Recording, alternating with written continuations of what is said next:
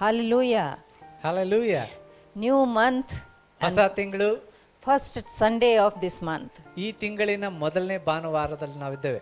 Let us count this as new month, new mercy of God. ಇದನ್ನ ನಾವು ಯೋಚಿಸೋಣ, ಈ ರೀತಿಯಾಗಿ ನಾವು ಸ್ವೀಕರಿಸೋಣ. ಹೊಸ ತಿಂಗಳು, ಹೊಸ ಕರುಣೆಯ ತಿಂಗಳದಂತೆ ನಮ್ಮ ಜೀವನದಲ್ಲಿ ಇರಲಿ. I just want to welcome you from Hubli City Assemblies of God Church to worship with us this morning. ಈ ಮುಂಜಾನೆ ಜಾವ Hubli city assembly of god ಸಭೆಯ ಪರವಾಗಿ ಸಭೆಯಾಗಿ ನಾವು ನಿಮ್ಮನ್ನ ಆರಾಧನೆಗೆ ನಾವು ಸ್ವಾಗತಿಸ್ತೇವೆ. I believe that you are in the worshiping position. ನಾನು ನಂಬ್ತೇನೆ ನೀವೆಲ್ಲರೂ ಆರಾಧಿಸುವಂತ ಒಂದು ರೀತಿಯ ಭಾವದಲ್ಲಿ ಕೂತ್ಕೊಂಡಿದ್ದೀರಿ ಅಂತ ಹೇಳಿ. These are the difficult days. ಇದು ಬಹಳ ಕಠಿಣವಾದ ದಿನಗಳು. Everybody is having the only one worry. ಎಲ್ಲರಿಗಿರುವಂತ ಒಂದೇ ಒಂದು ಚಿಂತೆ, What will be our life all about? ನಮ್ಮ ಜೀವನದಲ್ಲಿ ಏನಾಗ್ತದೆ, ಏನು ನಮ್ಮ ಜೀವನ ಅನ್ನುವಂಥದ್ದು. Today we are there, tomorrow what is there we don't know. ಈ ದಿನ ನಾವಿದ್ದೇವೆ, ನಾಳೆ ಏನಾಗ್ತದೆ ಗೊತ್ತಿಲ್ಲ ನಮ್ಗೆ. Yesterday I was talking to one of my friend, ನಿನ್ನೆ ದಿನ ನಾನು ನನ್ನ ಒಬ್ಬ ಸ್ನೇಹಿತನೊಟ್ಟಿಗೆ ಮಾತನಾಡ್ತಾ ಇದ್ದೆ, doctor friend, ಡಾಕ್ಟರ್ ಅವರು. and she said ಅವರು ಹೇಳಿದ್ರು that we can tell the patients that your death is guarantee, but life guarantee we cannot give you. ಆದ್ರೆ ನಾವು ನಮ್ಮ ಕಡೆ ಬರುವಂತ ಪೇಷಂಟ್ಗಳಿಗೆ, ರೋಗಿಗಳಿಗೆ ಹೇಳ್ಬೋದು, ಸಾವು ಅನ್ನುವಂಥದ್ದು ಅದು ಖಚಿತ, ಆದ್ರೆ ನೀವು ಜೀವದಿಂದ ಉಳಿತೀರ ಅಂತ ಹೇಳುವುದಕ್ಕೆ ಸಾಧ್ಯ ಅನೇಕರಿಗೆ ಆಗ್ತಾ ಇಲ್ಲ. Dear people of God, ಓ ಪ್ರಿಯ ದೇವ ಜನರೇ, let us count our each day as a gift of God. ಪ್ರತಿ ದಿನವೂ ದೇವರಿಂದ ಸಿಕ್ಕಂತ ಉಡುಗೊರೆ ಅಂತ ಹೇಳಿ ಅದನ್ನ ಯೋಚಿಸಿಕೊಳ್ಳೋಣ. We need to be really mindful of our lives. ನಮ್ಮ ಜೀವಿತದ ವಿಷಯದ ಕುರಿತು ನಾವು ಬಹಳ ಯೋಚಿಸುವಂತದ್ದು ಬಹಳ ಮುಖ್ಯ. Praise God that Jesus saves. ನಮ್ಮನ್ನ ಯೇಸು ಸ್ವಾಮಿ ರಕ್ಷಿಸಿದ್ದಾನೆ, ಅದಕ್ಕಾಗಿ ನಾವು ಧನ್ಯವಾದ ಸಲ್ಲಿಸೋಣ. Medically we may not be guaranteed for our life, ನಮ್ಮ ಜೀವನಕ್ಕೆ ಸಂಬಂಧಪಟ್ಟಂತೆ ಮೆಡಿಕಲಿ ನೋಡುವಾಗ ಯಾವುದೇ ಖಚಿತತೆ ಸಿಗ್ಲಿಕ್ಕಿಲ್ಲ. but Jesus told in John 10:10 that I have come to give you life and life in abundance.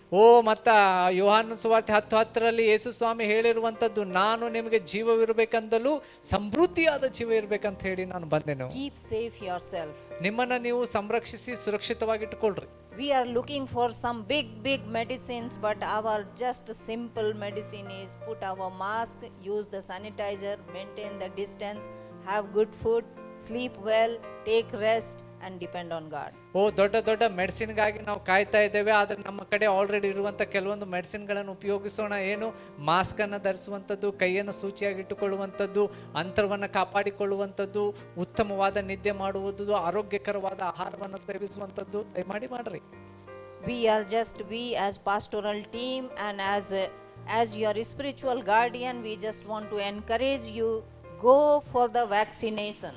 ನಾವು ಪಾಸ್ಟೋರಲ್ ಟೀಮ್ ಆಗಿಯೂ ಅಷ್ಟು ಮಾತ್ರವಲ್ಲದೆ ನಿಮ್ಮ ಆತ್ಮಿಕ ಒಂದು ತಂದೆ ತಾಯಿಯಂತೆ ನಿಮಗೆ ಹೇಳಲು ಬಯಸ್ತೇನೆ, ದಯಮಾಡಿ ನಿಮ್ಮ ವ್ಯಾಕ್ಸಿನ್ ಕೊಡುವುದಾಗಿದ್ದಲ್ಲಿ ದಯಮಾಡಿ ಹೋಗಿ ತೆಗೆದುಕೊಡ್ರಿ. Both of us we have taken. ನಾವು ಸಹ, ಪಾಸ್ಟರ್ ಮತ್ತು ನಾನು ಸಹ ಆ ಒಂದು ವ್ಯಾಕ್ಸಿನ್ ಅನ್ನು ತೆಗೆದುಕೊಂಡಿದ್ದೇವೆ. We took and we wanted to experience and it worked out good and it will work out for you too good. Please go ahead for it. ನಾವು ತೆಗೆದುಕೊಂಡಿದ್ದೇವೆ, ಅದು ನಮಗೆ ಚಲೋ ಉತ್ತಮವಾಗಿ ಕೆಲಸ ಮಾಡ್ತಾ ಇದೆ. ನಾವು ಅದನ್ನ ಅನುಭವಿಸಿ ನಿಮ್ಗೆ ಹೇಳ್ತಾ ಇದ್ದೇವೆ, ನೀವು ಸಹ ದಯಮಾಡಿ ಹೋಗಿ ತೆಗೆದುಕೊಳ್ಳಿ. Look for the opportunities to connect with Zoom meetings and keep yourself connected with the church and fellowship. ಸಭೆಯೊಟ್ಟಿಗೆ, ಸಭೆಯ ಒಂದು ಕಾರ್ಯಕ್ರಮಗಳಲ್ಲಿ, ಝೂಮ್ ಮೂಲಕ ನಡೆಯುವಂತ ಕಾರ್ಯಕ್ರಮಗಳಲ್ಲಿ ದಯಮಾಡಿ ನಿಮ್ಮನ್ನ ಬಂದು ಸೇರ್ರಿ. ಅದನ್ನ ನಾವು ಅಪ್ಡೇಟ್ ಅನ್ನ ಮಾಡುವಾಗ ದಯಮಾಡಿ SMS ಗಳ ಮೂಲಕ, ವಾಟ್ಸ್ಆಪ್ ನಲ್ಲಿ ದಯಮಾಡಿ ನೋಡ್ರಿ. We are meeting for couples fellowship on 4th of May.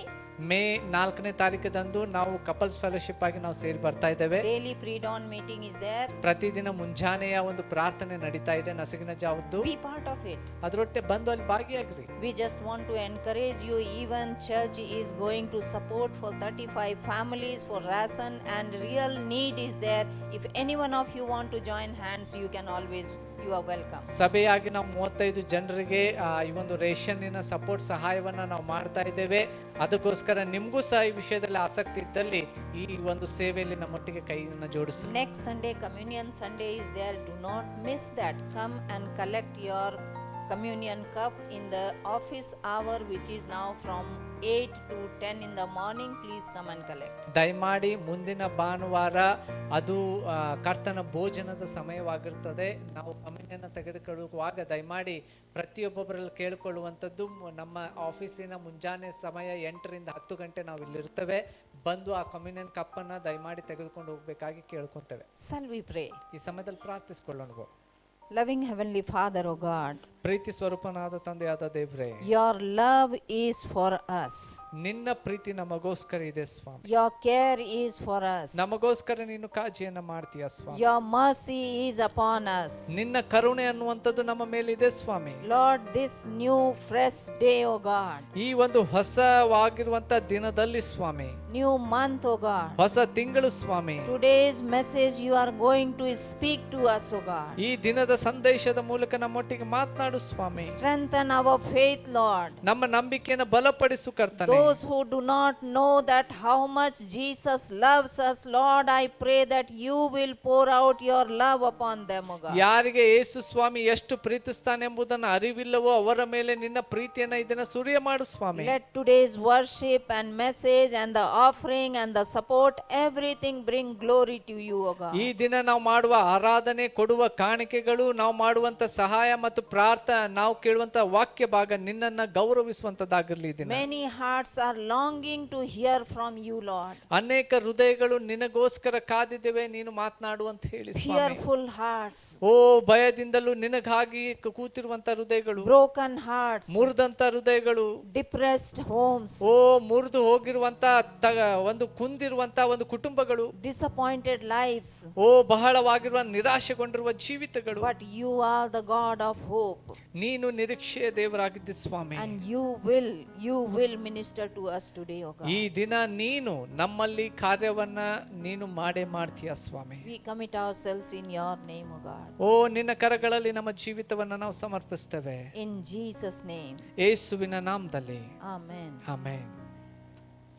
Now we will go for the worship, and our worship team will help us in leading the worship and singing the songs unto the Lord. ಈ ಸಮಯದಲ್ಲಿ ನಾವು ದೇವರನ್ನ ಆರಾಧಿಸಲಿಕ್ಕಾಗಿ ಹೋಗ್ತಾ ಇದ್ದೇವೆ. ಈ ಸಮಯ ನಮ್ಮ worship ಆರಾಧನಾ ಬಳಗ ನಮ್ಮ ಸಂಗಡಿದೆ, ಅವರೊಟ್ಟಿಗೆ ಸೇರಿ ನಾವು ಆರಾಧಿಸೋಣ. ಅವರನ್ನ ನಾವು ಸ್ವಾಗತಿಸ್ತೇವೆ. Over to Pastor Sunny and Brother Gabriel. ಈ ಸಮಯದಲ್ಲಿ ಪಾಸ್ಟರ್ ಸನ್ನಿ ಮತ್ತು ಬ್ರದರ್ ಗ್ಯಾಬ್ರಿಯಲ್ ಅವರಿಗೆ ನಾವು ಈ ಸಮಯವನ್ನು ಒಪ್ಪಿಸ್ತೇವೆ. ಅವರು ನಮ್ಮನ್ನು ಆರಾಧನೆಯಲ್ಲಿ ನಡೆಸ್ತಾರೆ. Good morning, praise Lord. Yesu ಕ್ರಿಸ್ತನ ದಿವ್ಯವಾದ ಮಧುರವಾದ ಹೆಸರಿನಲ್ಲಿ ನಿಮ್ಮೆಲ್ಲರಿಗೂ ನಾನು ವಂದನೆ ಸಲ್ಲಿಸ್ತೇನೆ ಪ್ರೇರೆ. ಈ ಕೊಟ್ಟಂಥ ಹೊಸ ದಿನಕ್ಕಾಗಿ, ಹೊಸ ವಾರಕ್ಕಾಗಿ, ಈ ಹೊಸ ತಿಂಗಳಿಗಾಗಿ ಪ್ರೇರೆ ನಾವು ಆತನಿಗೆ ಸ್ತೋತ್ರ ಮಾಡೋಣ. ನಾವು ಮರೆಯುವುದೇ ಬೇಡ ಪ್ರೇರೆ, ಆತನು ಕೃಪೆಯಾಗಿ ನಮಗೆ ಕೊಟ್ಟಿದ್ದಾನೆ. ಹೊಸ ದಿನ, ವಾರ, ತಿಂಗಳು ಕೃಪೆಯಾಗಿ, ಅದನ್ನು ನಾವು ಮರೆಯುವುದೇ ಬೇಡ ಪ್ರೇರೆ. ನೋಡ್ತೇವೆ. ಮಾತ್ರವಲ್ಲದೆ ಈ ಒಂದು ಮಾಧ್ಯಮದ ಮುಖಾಂತರ ನಾವು ಆತನ ಆರಾಧನೆಯಲ್ಲಿ ಪಾಲ್ಗೊಳ್ಳುವಂತೆ ಆತನು ನಮಗೆ ಸಹಾಯ ಮಾಡಿದ್ದಾನೆ. ಅದಕ್ಕಾಗಿ ಸಹ ನಾವು ಆತನನ್ನು ಕೊಂಡಾಡಬೇಕು, ಘನಪಡಿಸ್ಬೇಕು ಪ್ರೇರೆ. ಮಾತ್ರವಲ್ಲದೆ ನೋಡಬೇಕಾದ್ರೆ ಪ್ರೇರೆ, ಅನೇಕ ಒಂದು ಈ ಸಂದರ್ಭದಲ್ಲಿ ಅನೇಕರು ಒಂದು ಭಯದಲ್ಲಿ ಸಾಗ್ತಾರಂತ ಪ್ರೇರೆ. ನಾವು ಭಯದಲ್ಲಿ ಸಾಗುವ ಜನರಲ್ಲ, ಯಾಕಂದರೆ ನಾವು ಯೇಸು ಕ್ರಿಸ್ತನ ರಕ್ತ ಎಂಬ ಕೋಟೆಯಲ್ಲಿ ನಾವು ಇದ್ದೇವೆ ಪ್ರೇರೆ. ನಾವು ಹಾಡುವಂಥ ಹಾಡು ಅದು ರಕ್ತ ಕೋಟೆ ಒಳಗೆ ನಾವು ಬಂದಿರುವೆ, ನನಗೇನು ಭಯವಿಲ್ಲ, ಯಾವ ಕೇಡು ಬಳಿಬಾರದೊಂದು ಪ್ರೇರೆ. ಅನೇಕ ಜನರು ತಮ್ಮ ಆಸ್ತಿ ಅಂತಸ್ತು, ತಮ್ಮ ಬ್ಯಾಂಕ್ ಬ್ಯಾಲೆನ್ಸ್ ಇರ್ಬೋದು, ಬೇರೆ ಅನೇಕ ಒಂದು ಕೋಟೆ ಒಳಗೆ ಅವರು ನಾವು ಭಯವಿಲ್ಲದೆ ಇರಬಹುದು ಎಂದು ಅಂದ್ಕೊಂಡಿದ್ದಾರೆ ಪ್ರೇರೆ. ಅದು 100ಕ್ಕೆ 100 ಸುಳ್ಳು ಪ್ರೇರೆ. ನಮಗೆ ನಾವು ಭಯ ಪಡದೆ ಸಂತೋಷವಾಗಿರ್ಬೇಕಂದ್ರೆ ಅದು ಯೇಸು ಕ್ರಿಸ್ತನ ಕೋಟೆ, ಆತನ ರಕ್ತ ಎಂಬ ಕೋಟೆ ಒಳಗೆ ಬರುವಾಗ ಮಾತ್ರ ಅದು ಸಾಧ್ಯ ಪ್ರೇರೆ. ಸೊ ಅದರ ನಿಮಿತ್ತ ಪ್ರೇರೆ, ಒಂದು ಪಕ್ಷ ನಾವು ಆ ರಕ್ತ ಎಂಬ ಕೋಟೆಯಲ್ಲಿ ಇಲ್ಲದಿದ್ದರೆ ಈ ಸಮಯದಲ್ಲಿ ನಾವು ಆತನಿಗೆ ಒಪ್ಪಿಸಿಕೊಟ್ಟು ಪ್ರೇರೆ ನಾವು ನಂಬಿಕೆಯಿಂದ ಈ ಹಾಡನ್ನು ಹಾಡೋಣ. ಓ ರಕ್ತ ಕೋಟೆ ಒಳಗೆ ನಾ ಬಂದಿರುವೆ, ನನಗೇನು ಭಯವಿಲ್ಲ, ಯಾವ ಕೇಡು ಬಳಿ ಬರೋದೆಂದು. ನಾವೆಲ್ಲರೂ ಸಂತೋಷವಾಗಿ ಹಾಡಿಕೊಳ್ಳೋಣ ಪ್ರೇರೆ, ನಾವು ನಂಬಿಕೆಯಿಂದ ಹಾಡಿಕೊಳ್ಳೋಣ. ಓ ಹಾಲೆಲೂಯಾ, ಸ್ವಾಮಿ ನಿನಗೆ ಸ್ತೋತ್ರ. ರಕ್ತ ಕೋಟೆಯೊಳಗೆ ನಾ ಬಂದಿರುವೆ, ನನಗೇನು ಭಯವಿಲ್ಲ, ಯಾವ ಕೇಡು ಬಳಿ ಬರದು. ರಕ್ತ ಕೋಟೆಯೊಳಗೆ ನಾ ಬಂದಿರುವೆ, ನನಗೇನು ಭಯವಿಲ್ಲ, ಯಾವ ಕೇಡು ಬಳಿ ಬರದು. ಯೇಸುವಿನ ರಕ್ತ ನನ್ನ ಮೇಲೆ, ಸೈತಾನ ಬಳಿ ಬರದು. ಯೇಸುವಿನ ರಕ್ತ ನನ್ನ ಮೇಲೆ ಸೈತಾನ ಬಳಿ ಬರನು. ಶಿಲುಬೆಯ ಮೇಲೆ ಬಲಿಯಾದ ಪಾಪವ ಜಯಿಸಿರುವ, ಶಿಲುಬೆಯ ಮೇಲೆ ಬಲಿಯಾದ ಪಾಪವ ಜಯಿಸಿರುವ. ರಕ್ತ ಕೋಟೆಯೊಳಗೆ, ರಕ್ತ ಕೋಟೆಯೊಳಗೆ ನಾ ಬಂದಿರುವೆ, ನನಗೇನು ಭಯವಿಲ್ಲ, ಯಾವ ಕೇಡು ಬಳಿ ಬರದು. ರಕ್ತ ಕೋಟೆಯೊಳಗೆ ನಾ ಬಂದಿರುವೆ, ನನಗೇನು ಭಯವಿಲ್ಲ, ಯಾವ ಕೇಡು ಬಳಿ ಬರದು. ಇದುವರೆಗೂ ನನ್ನ ಕಾದಿರುವೆ, ಮುಂದೆಯೂ ಕಾಯುವನು. ಇದುವರೆಗೂ ನನ್ನ ಕಾದಿರುವ, ಮುಂದೆಯೂ ಕಾಯುವನು. ಲೋಕದಲ್ಲಿರುವ ಅವನಿಗಿಂತ ನನ್ನೇಸು ಉನ್ನತನು. ಹೌದು ಸ್ವಾಮಿ, ಈ ಲೋಕದಲ್ಲಿರುವ ಅವನಿಗಿಂತ ನನ್ನೇಸು. ಓ ಎಲ್ಲರೂ ಸೇರಿ ರಕ್ತ ಕೋಟೆ, ರಕ್ತ ಕೋಟೆಯೊಳಗೆ ನಾ ಬಂದಿರುವೆ, ನನಗೇನು ಭಯವಿಲ್ಲ, ಯಾವ ಕೇಡು ಬಳಿ ಬರದು. ರಕ್ತ ಕೋಟೆಯೊಳಗೆ ನಾ ಬಂದಿರುವೆ, ನನಗೇನು ಭಯವಿಲ್ಲ, ಯಾವ ಕೇಡು ಬಳಿ ಬರದು. ದೇವನೇ ಬೆಳಕು ರಕ್ಷಕನು, ಯಾರಿಗೆ ಅಂಜುವೆನು. ದೇವನೇ ಬೆಳಕು ರಕ್ಷಕನು, ಯಾರಿಗೆ ಅಂಜುವೆನು. ಆತನೇ ಬಾಳಿನ ಬಲವಾದ, ಯಾರಿಗೆ ಭಯಪಡುವೆ. ಆತನೇ ಬಾಳಿನ ಬಲವಾದ, ಯಾರಿಗೆ ಭಯಪಡುವೆ. ರಕ್ತ ಕೋಟೆಯೊಳಗೆ ನಾ ಬಂದಿರುವೆ, ನನಗೇನು ಭಯವಿಲ್ಲ, ಯಾವ ಕೇಡು ಬಳಿ ಬರದು. ರಕ್ತ ಕೋಟೆಯೊಳಗೆ ನಾ ಬಂದಿರುವೆ, ನನಗೇನು ಭಯವಿಲ್ಲ, ಯಾವ ಕೇಡು ಬಳಿ ಬರದು. ತಾಯಿಯು ಮಗುವನು ಮರೆತಾರು, ಮರೆಯದ ನನ್ ಕರ್ತನೇ. ತಾಯಿಯು ಮಗುವನು ಮರೆತಾರು, ಮರೆಯದ ನನ್ ಕರ್ತನೇ. ಕುರುಬನಂತೆ ನನ್ನ ನಡೆಸುವೆ, ಅಭಿಷೇಕ ಮಾಡಿರುವೆ. ಕುರುಬನಂತೆ ನನ್ನ ನಡೆಸುವೆ, ಅಭಿಷೇಕ ಮಾಡಿ. ಓ ಎಲ್ಲರೂ ಸೇರಿ ರಕ್ತ ಕೋಟೆಯೊಳಗೆ ನಾ ಬಂದ್. ಓ ನನಗೇನು ಭಯವಿಲ್ಲ, ಓ ಯಾವ ಕೇಡು ಬಳಿ ಬಾರದು, ಯಾವ ಕೇಡು ಬಳಿ ಬಾರದು. ರಕ್ತ ಕೋಟೆಯೊಳಗೆ ನಾ ಬಂದಿರುವೆ, ನನಗೇನು ಭಯವಿಲ್ಲ, ಯಾವ ಕೇಡು ಬಳಿ ಬಾರದು, ಯಾವ ಕೇಡು ಬಳಿ ಬಾರದು, ಯಾವ ಕೇಡು ಬಳಿ ಬಾರದು. ಹೌದು ಪ್ರೇರೆ, ಓ ರಕ್ತ ಕೋಟೆ ಒಳಗೆ ನಾವು ಬರುವಾಗ ಪ್ರೇರೆ, ಓ ಯಾವ ಕೇಡು ನಮ್ಮ ಬಳಿ ಬಾರದು. ನಮಗೆ ಭಯವಿಲ್ಲ ಪ್ರೇರೆ, ನಾವು ಭಯವಿಲ್ಲದೆ ಮುಂದೆ ಸಾಗಲು ನಾವು ಆ ರಕ್ತ ಎಂಬ ಕೋಟೆ ಒಳಗೆ ಬರುವುದು ಬಹಳ ಮುಖ್ಯ ಪ್ರೇರೆ. ಓ ಹಾಲೆಲೂಯಾ. ಹೌದು ಪ್ರೇರೆ, ಓ ಭಯ ತುಂಬಿ ತುಳುಕ್ತಿರುವಂತ ಈ ಲೋಕದಲ್ಲಿ ಪ್ರೇರೆ, ನಾವು ಭಯ ಪಡದೆ ಮುಂದೆ ಸಾಗಬೇಕಾದರೆ ನಮಗೆ ಬೇರೆ ಯಾವ ಕೋಟೆ ಬೇಡ, ಆ ಯೇಸು ಕ್ರಿಸ್ತನ ರಕ್ತ ಎಂಬ ಕೋಟೆ ಬೇಕು ಪ್ರೇರೆ. ಆತ ನಮ್ಮನ್ನು ಎಷ್ಟಾಗಿ ಪ್ರೀತಿ ಮಾಡಿದಾನು, ಎಷ್ಟಾಗಿ ಆತ ನಮ್ಮನ್ನು ಪ್ರೀತಿ ಮಾಡಿದ್ದಾನೆ ಪ್ರೇರೆ. ಓ ಇದುವರೆಗೂ ಕಾಯ್ದ ದೇವರು ಆತನು ಮುಂದೆಯೂ ಕಾಯಲು ಶಕ್ತನಾಗಿದ್ದಾನೆ. ಓ ಈಗೋ ಅಂಗೈಗಳಲ್ಲಿ ಆತನು ಚಿತ್ರಿಸಿಕೊಂಡಿದ್ದಾನೆ ಪ್ರೇರೆ. ಓ ತಾಯಿ ತನ್ನ ಮೂಲೆ ಕುಸನ್ನು ಮರ್ತಾಳು, ನಾನು ಮರೆಯುವುದಿಲ್ಲ, ನಿನ್ನನ್ನು ಅಂಗೈಗಳಲ್ಲಿ ಚಿತ್ರಿಸಿಕೊಂಡಿದ್ದೀನಿ ಅಂತ ಹೇಳಿದ ಯೇಸು ಕ್ರಿಸ್ತನ ಪ್ರೇರೆ. ಆತ ನಮ್ಮ ಜೊತೆಯಾಗಿದ್ದಾನೆ ಪ್ರೇರೆ. ಓ ಬೇರೆ ಎಲ್ಲ ಕಡೆ ನಿನಗೆ ಸ್ಥಳ ಸಿಗ್ಲಿಕ್ಕಿಲ್ಲ, ಆದರೆ ಆತನು ತನ್ನ ಕೈ ಅಂಗೈಯಲ್ಲಿ ನನಗೆ ಸ್ಥಳವನ್ನು ಕೊಟ್ಟಿದ್ದಾನೆ ಪ್ರೇರೆ. ಓ ಓ ಆತನಿಗೆ ಸ್ತೋತ್ರ ಮಾಡೋಣ. ಓ ಎಂಥ ಒಂದು ವಿಶೇಷವಾದ ವಿಷಯ ಪ್ರೇರೆ, ಎಂಥ ದೊಡ್ಡ ಒಂದು ಸೌಭಾಗ್ಯದ ವಿಷಯ ಪ್ರೇರೆ. ಆತನ ಅಂಗೈಗಳಲ್ಲಿ ನಾವಿದ್ದೇವೆ. ಓ ಪರಾತ್ಪರನ ಜಗದ್ರಕ್ಷಕನ ಅಂಗೈಗಳಲ್ಲಿ ನಾವಿದ್ದೇವೆ ಪ್ರೇರೆ. ಆತ ನಮ್ಮನ್ನು ಮರೆತಿಲ್ಲ, ಆತ ನಮ್ಮನ್ನು ಮರೆತಿಲ್ಲ ಪ್ರೇರೆ. ಆತ ನಮ್ಮನ್ನು ನೆನಪಲ್ಲಿ ಇಟ್ಟುಕೊಂಡಿದ್ದಾನೆ. ಆತನಿಗೆ ನಾವು ಸ್ತೋತ್ರ ಮಾಡೋಣ. ಏಸಪ್ಪ, ನಿನ್ನ ಅಂಗೈಗಳಲ್ಲಿ ನಮಗೆ ಸ್ಥಳ ಕೊಟ್ಟಿದ್ದಕ್ಕಾಗಿ ನಿನಗೆ ಸ್ತೋತ್ರ. ಓ ನಿನ್ನ ಅಂಗೈಗಳಲ್ಲಿ ನಮ್ಮನ್ನು ಚಿತ್ರಿಸಿಕೊಂಡಿದ್ದಕ್ಕಾಗಿ ನಿನಗೆ ಸ್ತೋತ್ರ ಸ್ವಾಮಿ, ನಿನಗೆ ಸ್ತೋತ್ರ ಏಸಪ್ಪ. ಏಸಪ್ಪ ನಿನಗೆ ಸ್ತೋತ್ರ ಕರ್ತನೆ. ಹೌದು ಪ್ರೇರೆ, ಇಷ್ಟಾಗಿ ನಮ್ಮನ್ನು ಎಷ್ಟೊಂದಾಗಿ ಆತನ ಪ್ರೀತಿ ಮಾಡುವ ಆ ದೇವರನ್ನು ನಾವು ಹೃದಯಪೂರ್ವಕವಾಗಿ ಪರಿಪೂರ್ಣ ಹೃದಯದಿಂದ ಪರಿಪೂರ್ಣ ಆರಾಧನೆಯನ್ನು ಆತನಿಗೆ ಸಲ್ಲಿಸ್ತಾ ಇರುವಂತೆ ನಾವು ಮುಂದಿನ ಹಾಡನ್ನು ಹಾಡೋಣ ಪ್ರೇರೆ. ಆರಾಧನಾ ಹಮ್ ಕರ್ತೆ ಹೇ ಪೂರೇ ದಿಲ್ ಅವ್ರ ಮನಸ್ಸೆ. ಹೌದು ಪ್ರೇರೆ, ನಾವು ಪೂರ್ತಿಯಾಗಿ ಆತನನ್ನು ಆರಾಧಿಸೋಣ. ಪರಿಪೂರ್ಣವಾದ ಹೃದಯದಿಂದ ಆತನನ್ನು ಕೊಂಡಾಡಿ ಘನಪಡಿಸೋಣ ಪ್ರೇರೆ. ಈ ಹಾಡನ್ನು ಹಾಡಿ ಆತನಿಗೆ ನಾವು ಮಹಿಮೆ ಪಡಿಸೋಣ. ಓ ಹಾಲೆಲೂಯಾ ಸ್ವಾಮಿ, ನಿನಗೆ ಸ್ತೋತ್ರ.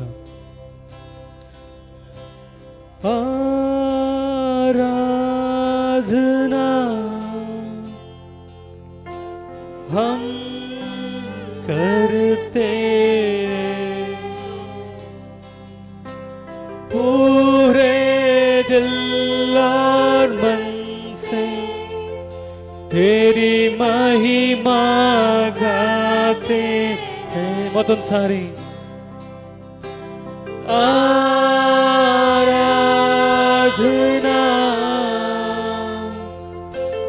हम करते हैं पूरे दिल और मन से, तेरी महिमा गाते हैं. और हम कहते हैं, दिल से कहते हैं. और हम कहते हैं,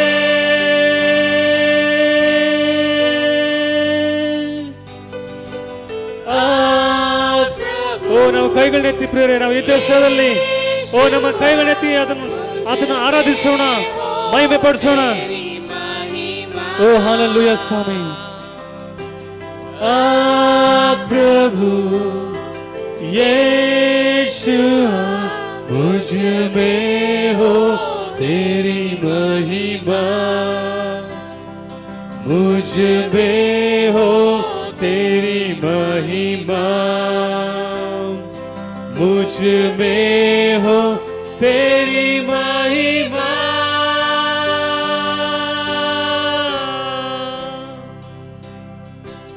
तेरे भवन में हम आते हैं, सारा दर हम तुझको देते हैं. ಓ ಗಟ್ಟಿಯಾಗಿ ಒಂದು ದರಿಂದ ಹಾಡೋಣ ಪ್ರೇರೆ. तेरे भवन में हम आते हैं, सारा धर हम तुझको देते हैं. और हम कहते हैं, तुमसे कहते हैं. और हम कहते हैं,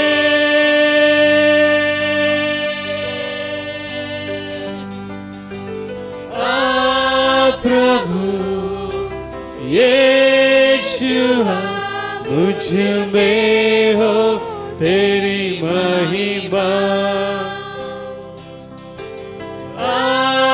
प्रभु यीशु मुझ में हो तेरी महिमा, मुझ में हो तेरी महिमा. मुझ में हो तेरी महिमा,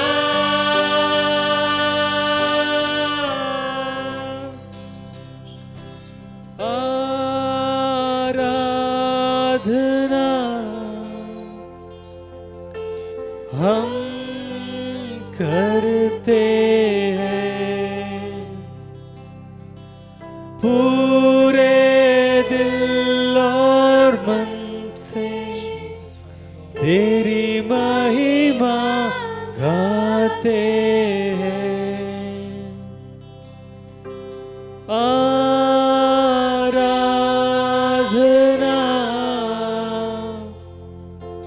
हम करते हैं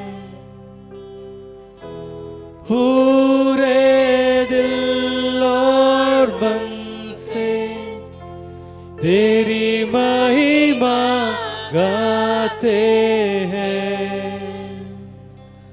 और हम कहते हैं,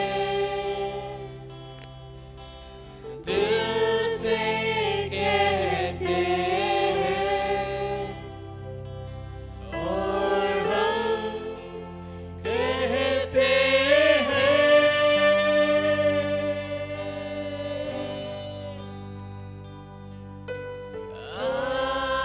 प्रभु यीशुआ, मुझ में हो तेरी महिमा, प्रभु यीशुआ, मुझ में हो तेरी महिमा, मुझ में हो तेरी महिमा। Hallelujah. Thank you, Jesus. As we come into your presence, so far. Oh, hallelujah. मुझ में हो तेरी महिमा. Hallelujah. Oh, thank you, Father, for this beautiful time of worship, O Lord. Thank you for this time, O Father.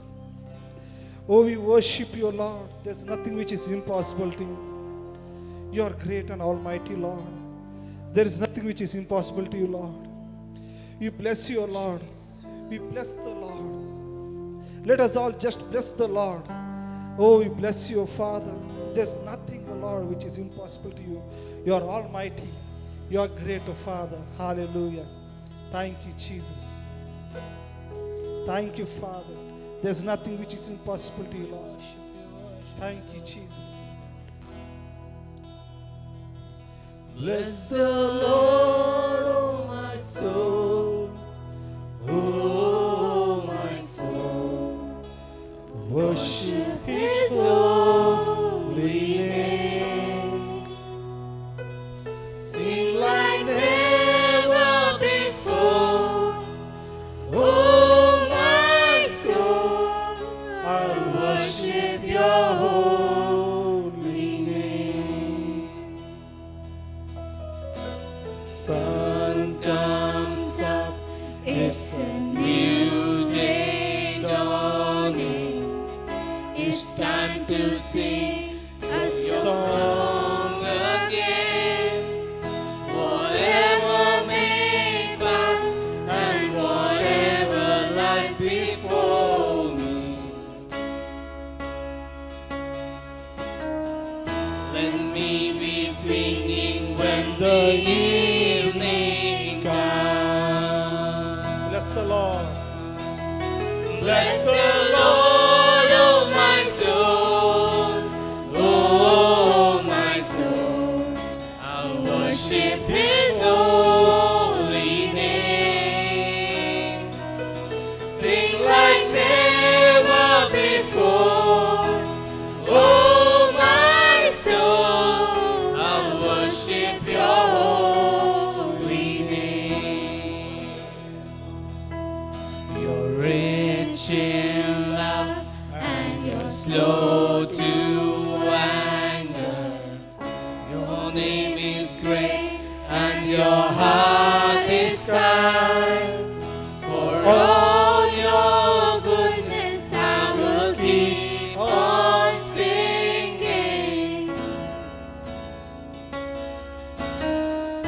10,000 reasons for my heart to find. Bless the Lord. Bless the Lord, oh my soul, oh my soul, worship His holy name. Sing like never before, oh my soul, I worship Your holy name. And on that day when my strength is failing and draws near and my time has come, still my soul will sing Your praise unending.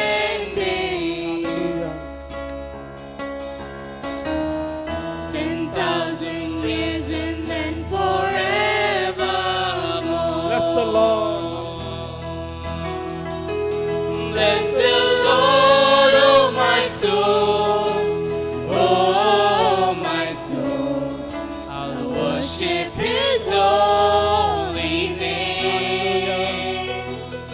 Sing like never before, oh my soul, I'll worship Your holy name. Bless the Lord, oh my soul, oh my soul, I'll worship His holy name. Sing like never before, oh my soul, I'll worship Your holy name. Yes, Lord. I'll worship Your holy name. Lord, I'll worship Your holy name. Lord, I'll worship Your holy name. hallelujah.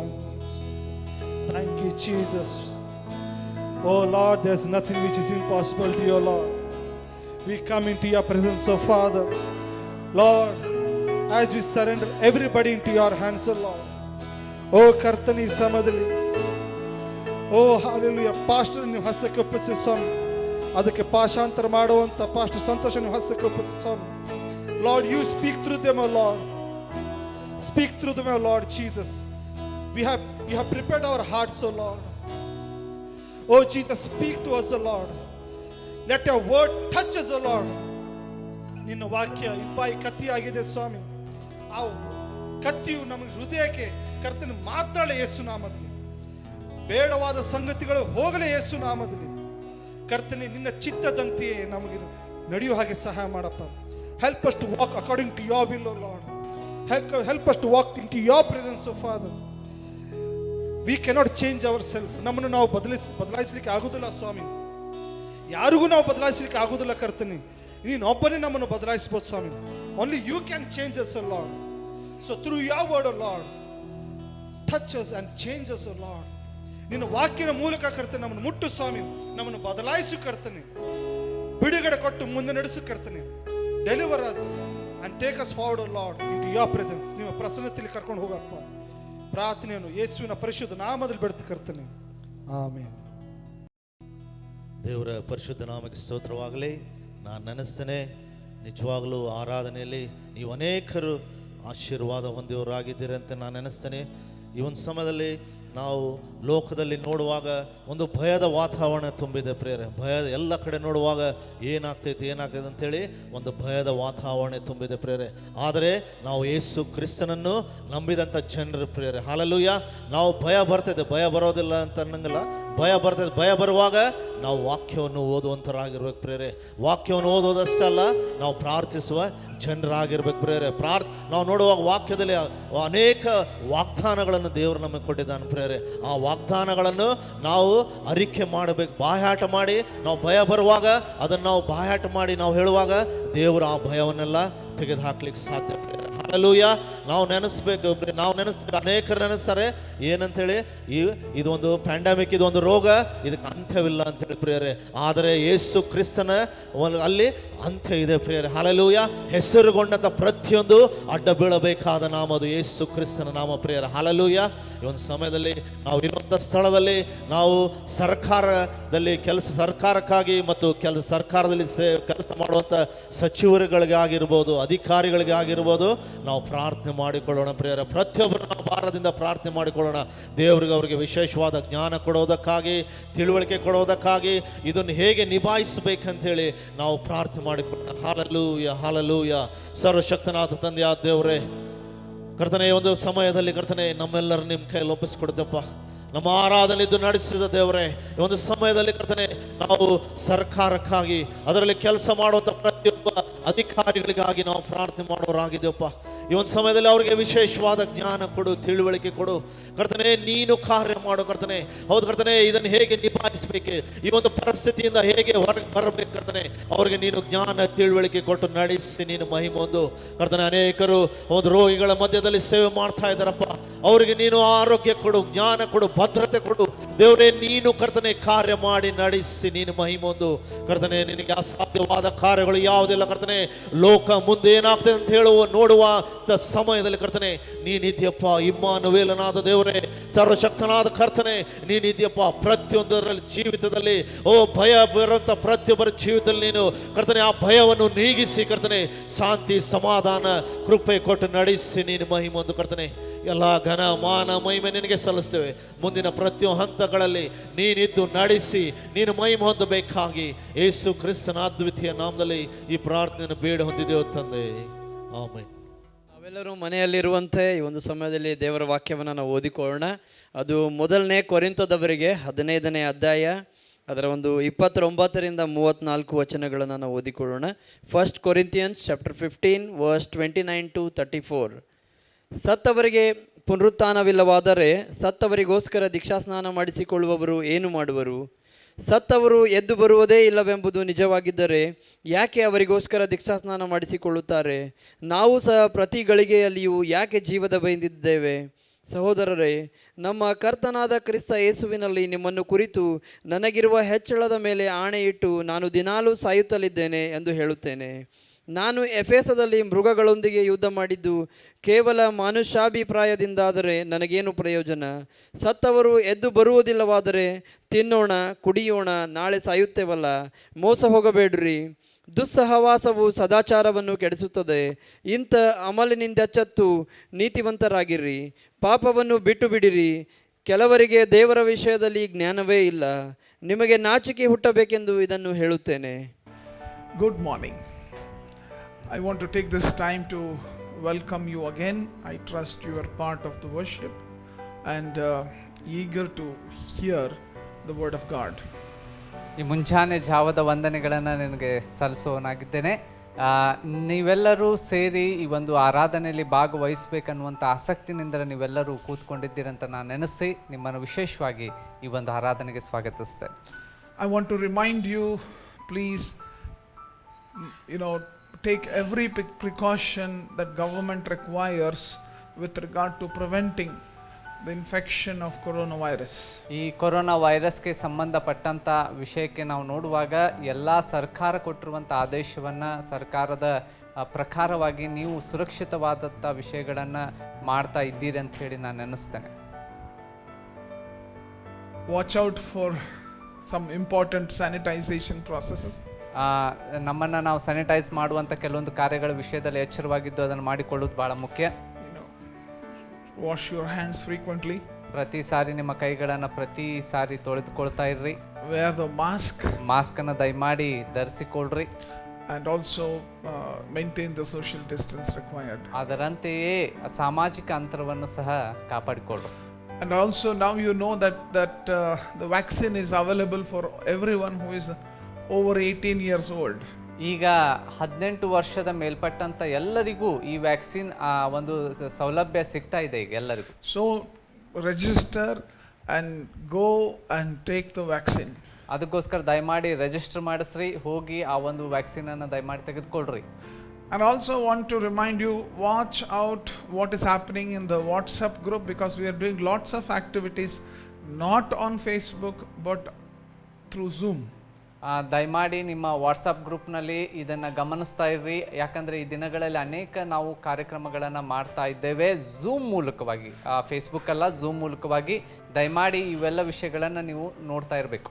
So join us and take time to grow in your spiritual life during this lockdown period.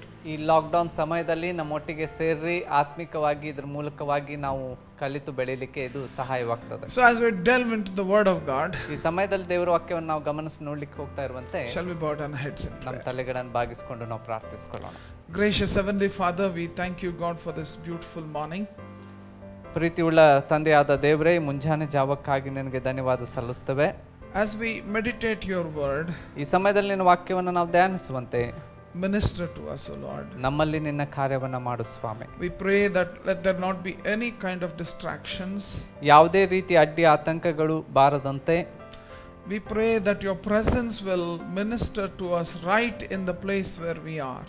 ನಾವಿರುವಂತ ಸ್ಥಳದಲ್ಲಿಯೇ ನಿನ್ನ ಪ್ರಸನ್ನತೆ ಆವರಿಸಿಕೊಳ್ಳುವಂತೆ ಪ್ರಾರ್ಥಿಸ್ತೇವೆ. Speak to us. ನಮ್ಮೊಟ್ಟಿಗೆ ಮಾತನಾಡು ಸ್ವಾಮಿ. Minister to us. ನಮ್ಮಲ್ಲಿ ನಿನ್ನ ಕಾರ್ಯವನ್ನು ಮಾಡು ಕರ್ತನೇ. Draw us close to yourself. ನಿನ್ನ ಹತ್ತಿರ ಇನ್ನೂ ಹೆಚ್ಚು ಬರ್ಲಿಕ್ಕೆ ಸಹಾಯ ಮಾಡು. And Spirit of the living God, ಓ ಜೀವಿಸುವ ಆತ್ಮ ಸ್ವರೂಪನಾದ ದೇವನೇ, speak to us, Lord. ನಮ್ಮೊಟ್ಟಿಗೆ ಮಾತನಾಡಪ್ಪ.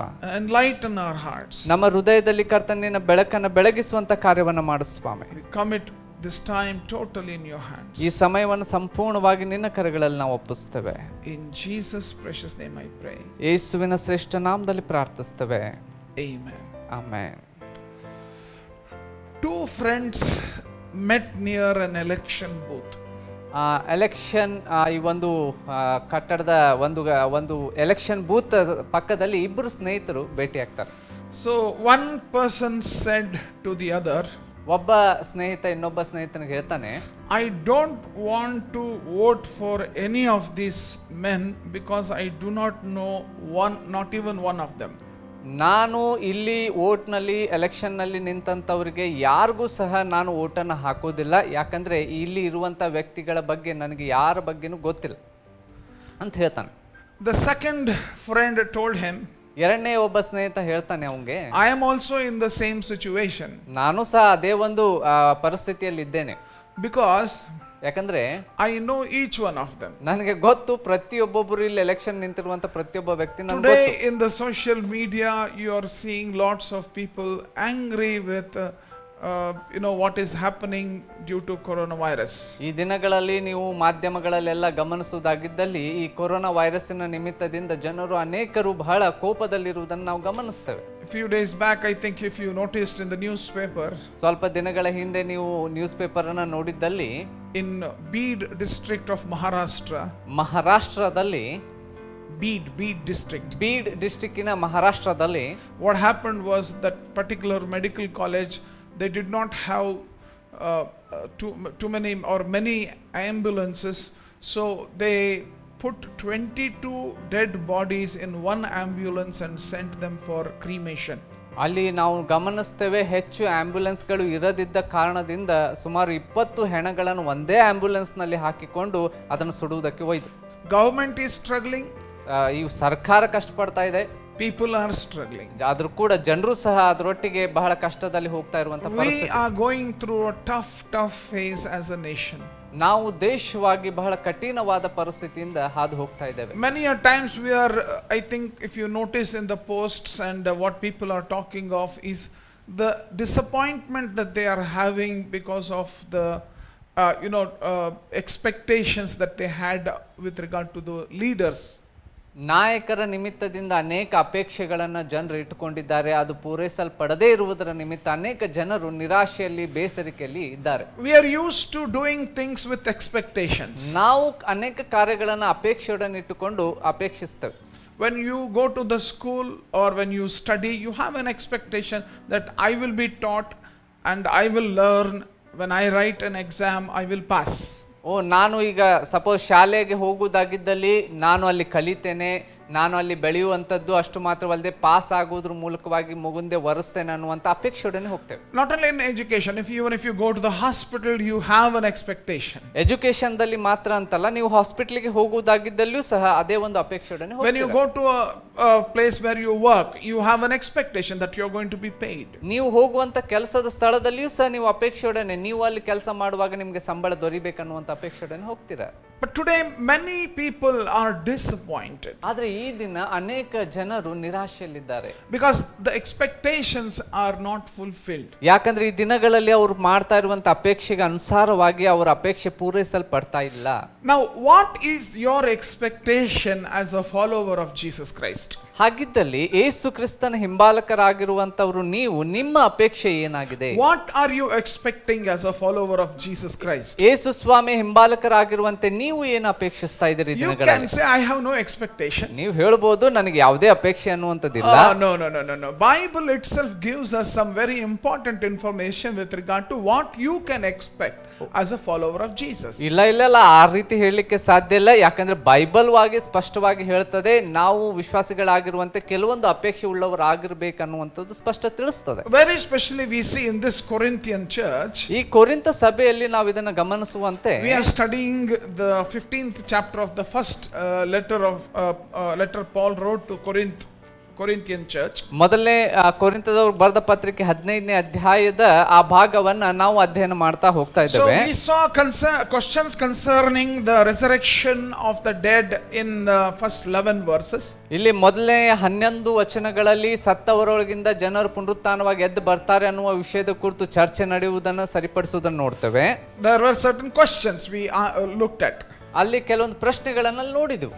We also saw all about consequences of denying the resurrection of Jesus Christ. ಯೇಸು ಸ್ವಾಮಿ ಪುನರುತ್ಥಾನವಾಗಿ ಎದ್ದು ಬಂದಿದ್ದಾನೆ ಎನ್ನುವಂತ, ಬರದೇ ಇದ್ದಾನೆ ಎನ್ನುವಂತ ರೀತಿಯಾಗಿ ಇರುವಂತ ಯೋಚನೆಯಿಂದ ಆಗುವಂತ ಸಮಸ್ಯೆಗಳ ವಿಷಯದಲ್ಲೂ ಸಹ ನಾವು ನೋಡಿದೆವು. We also saw from in verse 20 to 28 consequences of the resurrection of Jesus Christ. 22ರಲ್ಲಿ ನಾವು ಗಮನಿಸಿ 28ರವರೆಗೆ ನೋಡಿದಾಗ ಅಲ್ಲಿ ನಾವು ನೋಡಿದ್ವಿ ಪುನರುತ್ಥಾನದ ವಿಷಯದ ಕುರಿತು ಇರುವಂತಹ ನಂಬದೇ ಇರುವುದರ ನಿಮಿತ್ತ ಆಗುವಂತ ಸಮಸ್ಯೆಗಳನ್ನು ಸಹ ನಾವು ಗಮನಿಸಿದ್ವಿ. We saw the consequences of Christ's resurrection.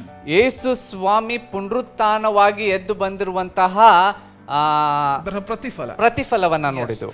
So today we are going to continue in that study, and this is with regard to the blessings that we have because of the resurrection of Jesus Christ in terms of our life. ಈ ದಿನ ನಾವು ಯೇಸು ಸ್ವಾಮಿ ಪುನರುತ್ಥಾನವಾಗಿ ಬಂದಿರುವಂತ ಅದರ ನಿಮಿತ್ತದಿಂದ, ಆ ಪುನರುತ್ಥಾನದ ನಿಮಿತ್ತದಿಂದ ಸಿಗುವಂತ ಆಶೀರ್ವಾದಗಳನ್ನು ನಾವು ಗಮನಿಸೋಣ. People in Corinth had almost the same kind of challenges or thoughts like we are having today. Seeing lots of deaths, people are having this question, is this all life? All about? ಈ ದಿನಗಳಲ್ಲಿ ಜನರಲ್ಲಿರುವಂತೆ, ಈ ದಿನಗಳಲ್ಲಿ ನಾವು ಗಮನಿಸ್ತಾ ಇರುವಂತೆ ಅನೇಕ ಸಾವುಗಳನ್ನ, ಮರಣಗಳನ್ನ ನಾವು ನೋಡ್ತಾ ಇರುವಂತೆ, ಕೊರಿಂಥ ಸಭೆಯಲ್ಲೂ ಆ ದಿನದಲ್ಲೂ ಇದೇ ರೀತಿಯಾಗಿರುವಂತ ಮರಣಗಳು ಸಂಭವಿಸುವಂತ ಸಂದರ್ಭದಲ್ಲಿ ಇದೇ ಪ್ರಶ್ನೆ ಬರ್ತಾ ಇತ್ತು, ಜೀವನ ಅಂದ್ರೆ ಇದೇನಾ, ಏನಿದೆ ಜೀವನ ಅನ್ನುವಂತ ರೀತಿ ಒಳಗೆ ಪ್ರಶ್ನೆಗಳು. So when we read from verse 29, 29ನೇ ವಚನದಿಂದ ನಾವು ಓದುವುದಾಗಿದ್ದಲ್ಲಿ, I want at this point particularly, let's focus on verse 29. 29ನೇ ವಚನವನ್ನ ನಾವು ಗಮನಿಸಬೇಕಂತ ಹೇಳಿ ನಾನು 1 Corinthians chapter 15 verse 29. ಮೊದಲನೇ ಕೊರಿಂಥದವರ ಬರೆದ ಪತ್ರಿಕೆ 15ನೇ ಅಧ್ಯಾಯ 29ನೇ ವಚನ.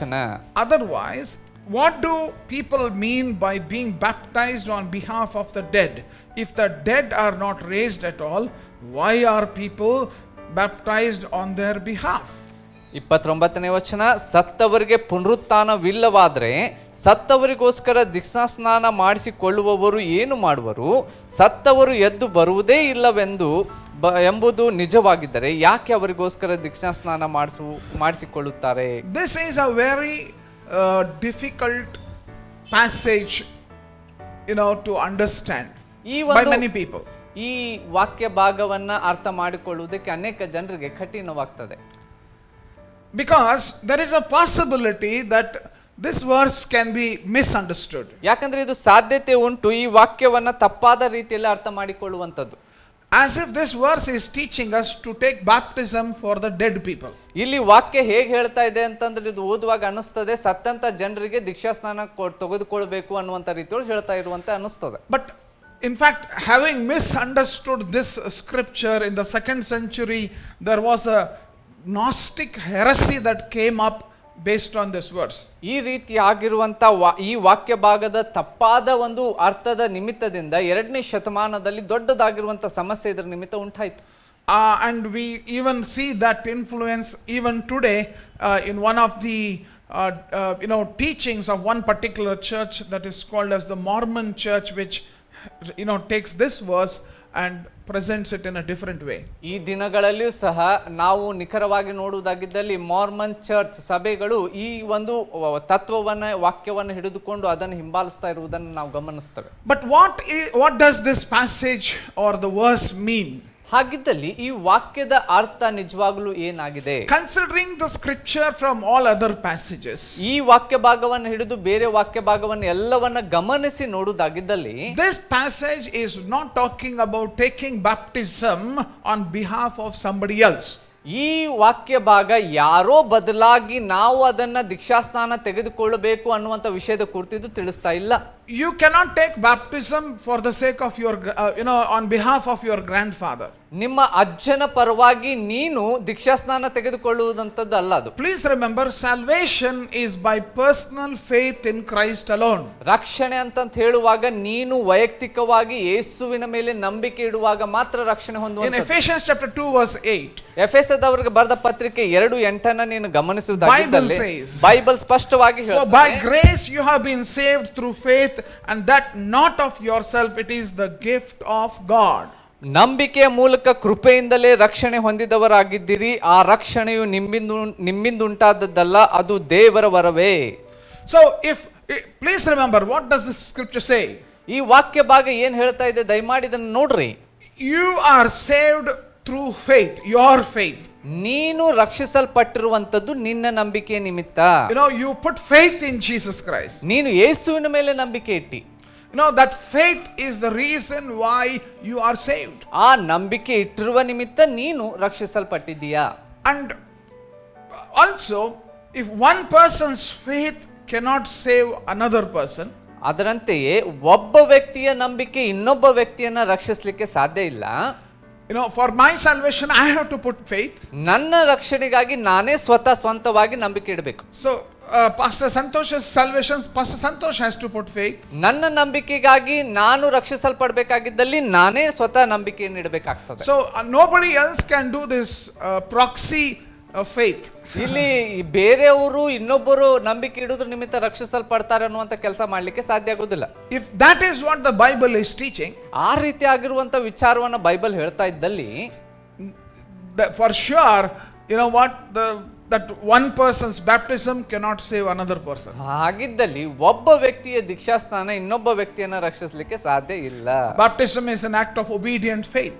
ದೀಕ್ಷಾಸ್ನಾನ ಅಂತ ಹೇಳುವಾಗ ನೀನು ವಿಧೇಯನಾಗಿದ್ದಿ ಅನ್ನುವುದಕ್ಕೆ ಅದು ತೋರಿಸುವಂತ ಒಂದು ವಿಧೇಯತೆ ಅದು. And it helps you, it in fact proclaims that you identify with the death, burial and resurrection of Jesus Christ. ಈ ಕಾರ್ಯವನ್ನ ಮಾಡೋದ್ರ ಮೂಲಕ ಕ್ರಿಸ್ತನ ಒಂದು ಮರಣ ಮತ್ತು ಹೂಣಿಡುವಿಕೆ ಪುನರುತ್ಥಾನವನ್ನ ಅದು ಪ್ರತಿನಿಧಿಸುವಂತ ಕೆಲಸವಾಗಿರುತ್ತದೆ. And you identify with it. ಅದರೊಟ್ಟಿಗೆ ನಿನ್ನನ್ನು ನೀನು ಗುರುತಿಸಿಕೊಳ್ಳುವಂತದ್ದನ್ನ ನೀನು ಮಾಡ್ತೀಯ. Now death ends all opportunity for salvation. ರಕ್ಷಣೆಗೆ ಸಂಬಂಧಪಟ್ಟಂತ ವಿಷಯಕ್ಕೆ ಮರಣವು ಯಾವುದೇ ರಕ್ಷಣೆ ನೀವು ಹೊಂದುವುದಕ್ಕೆ ಸಾಧ್ಯತೆಯನ್ನು ಕೊಡುವುದಿಲ್ಲ. ಮರಣ ನಂತರ ಮುಕ್ತಾಯ. Yes, it is over. ಮರಣ ಆಯ್ತಂದ್ರೆ ಮುಗೀತು, ಮತ್ತೆ ರಕ್ಷಣೆ There is no way anybody can be helped spiritually after a person is dead. ಒಬ್ಬ ವ್ಯಕ್ತಿ ಸತ್ತ ನಂತರ ಆತ್ಮಿಕವಾಗಿ ಅವನು ಬೆಳೆಸ್ತೇನೆ ಬೇರೆ ಕೆಲಸ ಮಾಡ್ತೇನೆ ಅನ್ನೋದಕ್ಕೆ ಸಾಧ್ಯ ಇಲ್ಲ, ಅದು ಮುಕ್ತಾಯಗೊಂಡಂತೆ. That's why remember when Adam and Eve created so good when they lived in the Garden of Eden.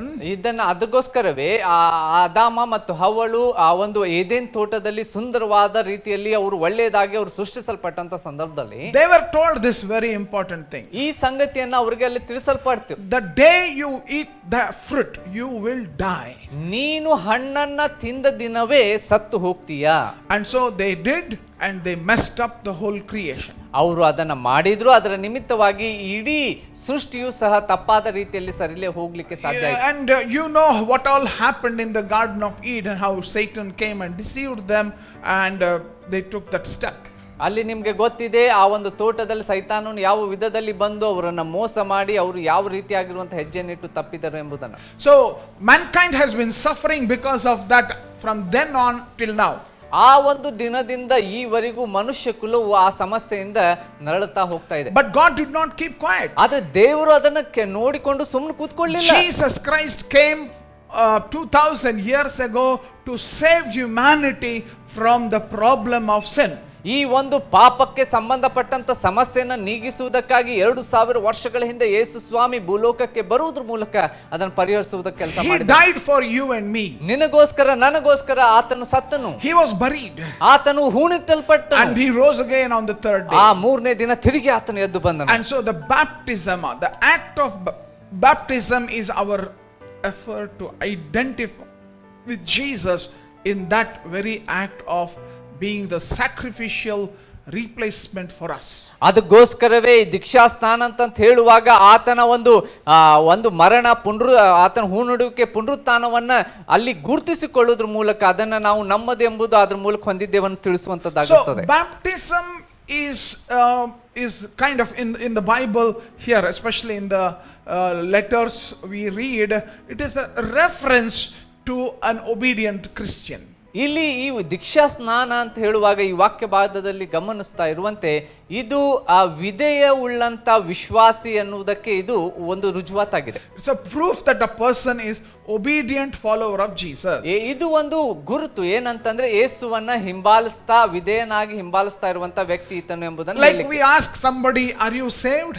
ನಾವು ಕೆಲವರಿಗೆ ಈ ರೀತಿಯಾಗಿ ಕೇಳ್ತೇವೆ, ನೀನು ರಕ್ಷಿಸಲ್ಪಟ್ಟಿದ್ದೀಯಾ, ರಕ್ಷಣೆ ಹೊಂದಿದ್ದೀಯಾ ಅಂತ ಹೇಳಿ. You know, early church would ask that question, are you baptized? ಅದರಂತೆಯೇ ಆದಿ ಸಭೆ ಕೇಳ್ತಾ ಇತ್ತು, ನೀನು ದೀಕ್ಷಾಸ್ನಾನ ಹೊಂದಿದ್ದೀಯಾ. So you know, as we read here in this whole passage, in the context in which we are, ನಾವಿರುವಂತ ಒಂದು ವಾಕ್ಯ ಭಾಗವನ್ನ ಪೂರ್ತಿಯಾಗಿ ಈ ವಾಕ್ಯ ಭಾಗವನ್ನ ಗಮನಿಸಿ ನೋಡುವಂತೆ ಇಲ್ಲಿ ನಡೀತಾ ಇರುವಂತೆ Paul was basically saying, ಪೌಲನು ಇಲ್ಲಿ ಹೇಳ್ತಾ ಇರುವಂತ ವಿಷಯ ಏನಂತಂದ್ರೆ, that the people who are being saved, ರಕ್ಷಿಸಲ್ಪಟ್ಟಿರುವಂತ ಜನರು, you know,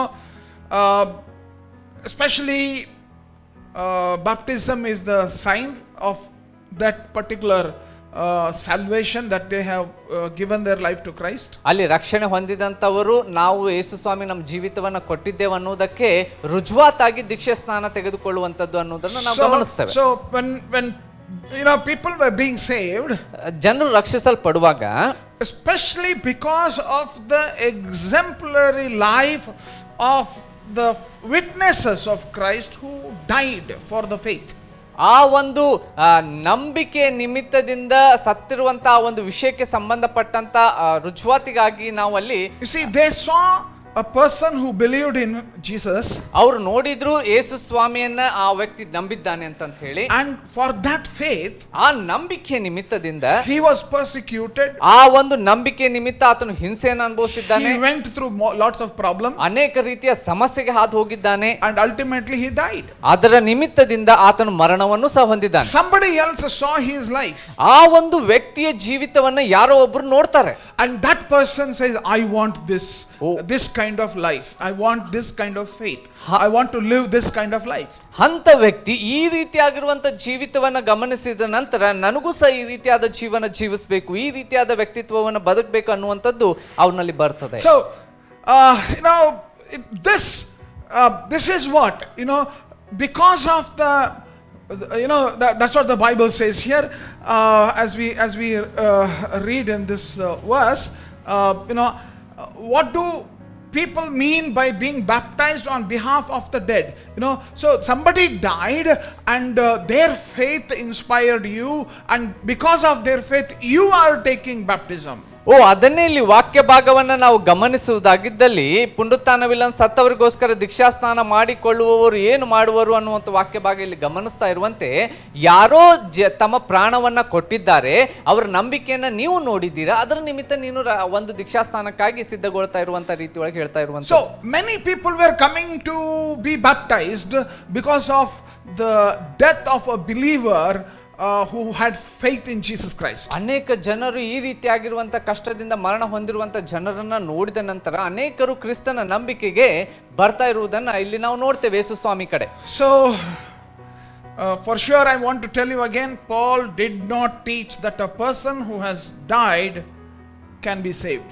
ಇಲ್ಲಿ ನಾನು ಸ್ಪಷ್ಟವಾಗಿ ಹೇಳಲು ಬಯಸ್ತೇನೆ, ಸತ್ತಂತ ವ್ಯಕ್ತಿಗೆ ದೀಕ್ಷಾ ಸ್ನಾನ ಮಾಡಿಸುವಂತ ವಿಷಯದ ಕುರಿತು ಪೌಲನು ಇಲ್ಲಿ ಮಾತನಾಡ್ತಾ ಇಲ್ಲ.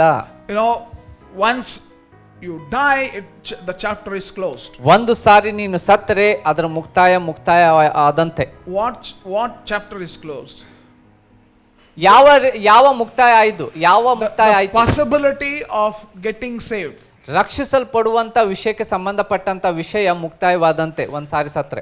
So this passage is about exemplary life of persons who followed Jesus and died, and their life inspired somebody else to also come and follow Jesus and be baptized. ಈ ಒಂದು ವಾಕ್ಯ ಭಾಗವನ್ನು ನಾವು ಗಮನಿಸುವಂತೆ, ಒಬ್ಬ ವ್ಯಕ್ತಿ ಯೇಸುವನ್ನು ಹಿಂಬಾಲಿಸುವುದರ ಮೂಲಕವಾಗಿ ಮರಣವನ್ನು ಹೊಂದಿರುವುದನ್ನು ನೋಡಿದ ಇನ್ನೊಬ್ಬ ವ್ಯಕ್ತಿ, ಆ ವ್ಯಕ್ತಿಯ ಒಂದು ಪ್ರೇರಣೆ ನಿಮಿತ್ತದಿಂದ, ನಂಬಿಕೆ ನಿಮಿತ್ತದಿಂದ ಕ್ರಿಸ್ತನ ಬಳಿ ಬಂದು ದೀಕ್ಷಾಸ್ನಾನ ತೆಗೆದುಕೊಳ್ಳುವ ವಿಷಯದ ಕುರಿತು ತಿಳಿಸ್ತಾ ಇದೆ. I remember one of my dear friend. ನನ್ನ ಒಬ್ಬ ಸ್ನೇಹಿತನವನ್ನ ನಾನು ನೆನಪಿದೆ, ನನಗೆ ಸ್ನೇಹಿತನ ಬಗ್ಗೆ. His name is Charles Anchula. Charles Anchula ಅಂತ ಹೇಳಿ ಆತನ ಹೆಸರು. He was a student and when I met him, ಆತನನ್ನ ಭೇಟಿ ಆದಂತ ಸಂದರ್ಭದಲ್ಲಿ ಆತನ ವಿದ್ಯಾರ್ಥಿಯಾಗಿದ್ದ. and he came to one of the EU camp in Belgium. ಬೆಲ್ಗಾಂನಲ್ಲಿ ಯು ಕ್ಯಾಂಪ್ ನಡೀತಾ ಇತ್ತು, ಅಲ್ಲಿ ಅವನು ಬಂದಿದ್ರು. And he had lots of bad things going on.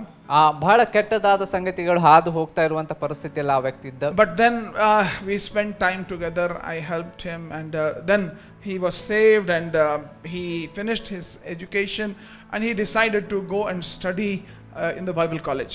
ಅದರ ನಂತರ ನಾನು ಅವರೊಟ್ಟಿಗೆ ಸಮಯ ಕಳೆದೆ, ನಂತರ ಇಬ್ರು ಚರ್ಚಿಸಿದೆವು. ಅದರ ನಂತರ ಆತ್ಮಿಕವಾಗಿ ಬೆಳೆಯೋದಕ್ಕೆ ಸಾಧ್ಯವಾಯಿತು, ಆದರೆ ರಕ್ಷಣೆನೂ ಸಹ ಹೊಂದಿದ್ರು. ಅದರ ನಂತರ ನಿರ್ಧಾರ ಮಾಡಿದನು ಏನಂತಂದ್ರೆ, ನಾನು ಬೈಬಲ್ ಕಾಲೇಜಿಗೆ ಅಧ್ಯಯನ ಮಾಡ್ಲಿಕ್ಕೆ ಹೋಗ್ಬೇಕಂತ. So he went to the Bible college. ಅದರ ನಂತರ ಬೈಬಲ್ ಕಾಲೇಜಿಗೆ ಹೋದ್ನು. So he was there and he was studying. ಅಲ್ಲಿ ಹೋಗಿ ಇದ್ದು ಅಧ್ಯಯನ ಮಾಡ್ತಾ ಇದ್ರು. But there was a medical emergency in the college.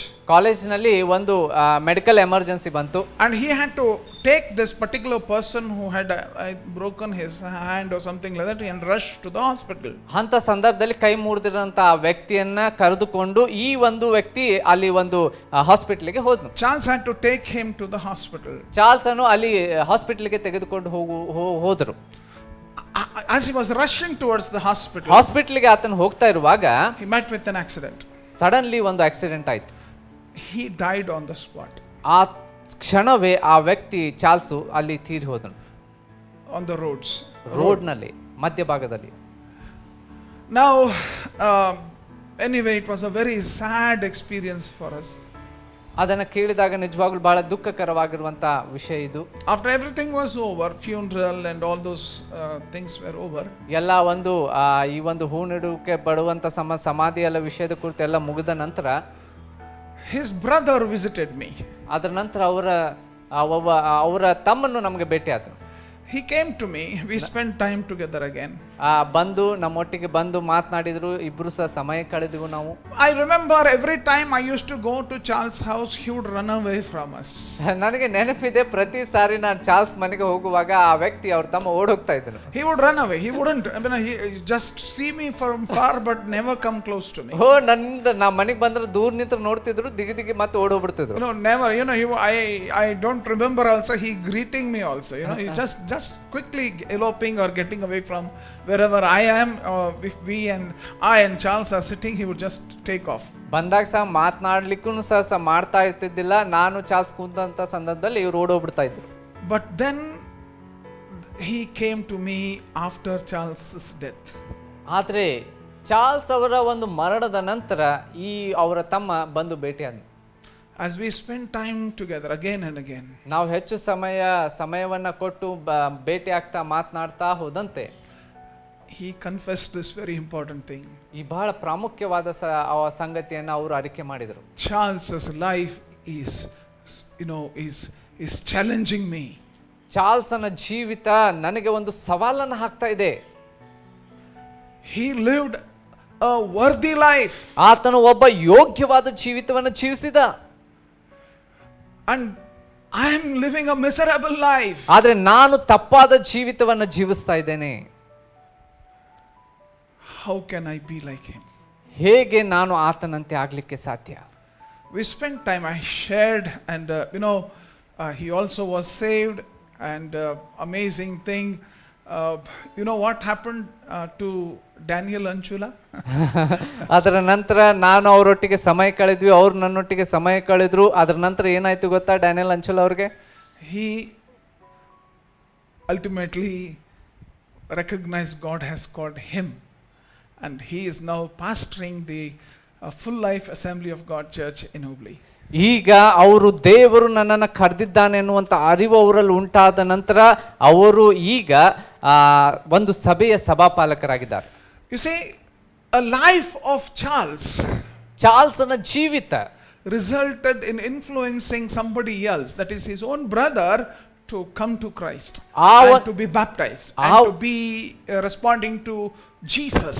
ಆ ಒಂದು ಜೀವಿತದ ನಿಮಿತ್ತ, ಆ ಒಂದು ಜೀವಿತದ ಪ್ರಭಾವದಿಂದ ಇನ್ನೊಬ್ಬ ವ್ಯಕ್ತಿ ಕ್ರಿಸ್ತನ ಬಳಿಗೆ ಬರುವಂತದ್ದು, ದೀಕ್ಷಾಸ್ನಾನ ತೆಗೆದುಕೊಳ್ಳುವಂತದ್ದು, ರಕ್ಷಿಸಲ್ಪಡುವಂತ ಕೆಲಸ ಇಲ್ಲಿ ಉಂಟಾಗುವುದನ್ನು ನಾವು ಗಮನಿಸ್ತೇವೆ. So early church also, Christians who face death with joy, with hope, are a great testimony, are a great example. ಅದರಂತೆ ಆದಿ ಸಭೆಯಲ್ಲೂ ಸಹ ಇದೇ ಇತ್ತು. ಕ್ರಿಸ್ತನಿಗಾಗಿ ತಮ್ಮ ಜೀವಿತವನ್ನ ಸಮರ್ಪಿಸಿರುವಂತ ಅನೇಕ ಜನರ ಒಂದು ಜೀವನವನ್ನ ನಾವು ಗಮನಿಸುವಾಗ ಅಲ್ಲಿ ಅನೇಕರಿಗೆ ಅದು ಮಾದರಿಯಂತೆ ಇರುವುದನ್ನು ನಾವು ಗಮನಿಸ್ತೇವೆ. And to those who put faith in Jesus, ಯಾರು ಯೇಸುವಿನ ಮೇಲೆ ನಂಬಿಕೆಯನ್ನು ಇಟ್ಟಿರ್ತಾರೋ, we have that great assurance of resurrection.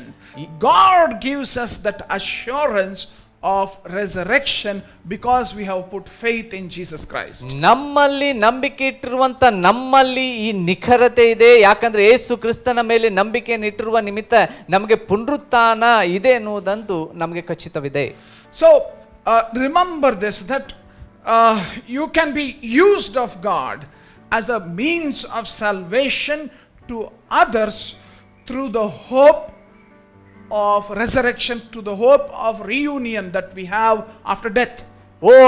ನಾವು ಮರಣ ಹೊಂದಿದ ನಂತರವೂ ಸಹ ನಮ್ಮ ಜೀವನ ಅನೇಕರ ಮೇಲೆ ಪ್ರಭಾವ ಬೀರುವಂತ ರೀತಿಯೊಳಗೆ ದೇವರು ನಮ್ಮ ಜೀವಿತಗಳನ್ನ ಉಪಯೋಗಿಸಲಿಕ್ಕೆ ಸಾಧ್ಯ. ಅದರ ನಿಮಿತ್ತ ದೇವರೊಟ್ಟಿಗೆ ಅವರ ಸಂಬಂಧದಲ್ಲಿ ಬರಲಿಕ್ಕೆ ಸಾಧ್ಯ. Many times, when we bury, the saints, when we bury people of God, ನಾವು ಅನೇಕ ಸಾರಿ ದೇವ ಜನರು ಕ್ರಿಸ್ತನ ನಂಬಿಕೆಯನ್ನು ಇಟ್ಟು ಸತ್ತಂತ ಅನೇಕ ಜನರನ್ನ ನಾವು ಹೂಣಿಡುವಂತ ಸಂದರ್ಭದಲ್ಲಿ many of the family members come close to God. ಅದರ ನಿಮಿತ್ತ ಅವರನ್ನ ನೋಡಿ ಅವರ ಕುಟುಂಬದ ಅನೇಕ ಜನರು ಕೆಲವೊಂದು ಸಾರಿ ಅವರು ಕ್ರಿಸ್ತನ ಬಳಿಗೆ ಬರುವುದಕ್ಕೆ ಸಾಧ್ಯ ಆಗ್ತದೆ. But my question to you today, ಆದ್ರೆ ನನ್ನ ಪ್ರಶ್ನೆ ಈ ದಿನ ನಿಮಗೆ, will your life impact others even after death?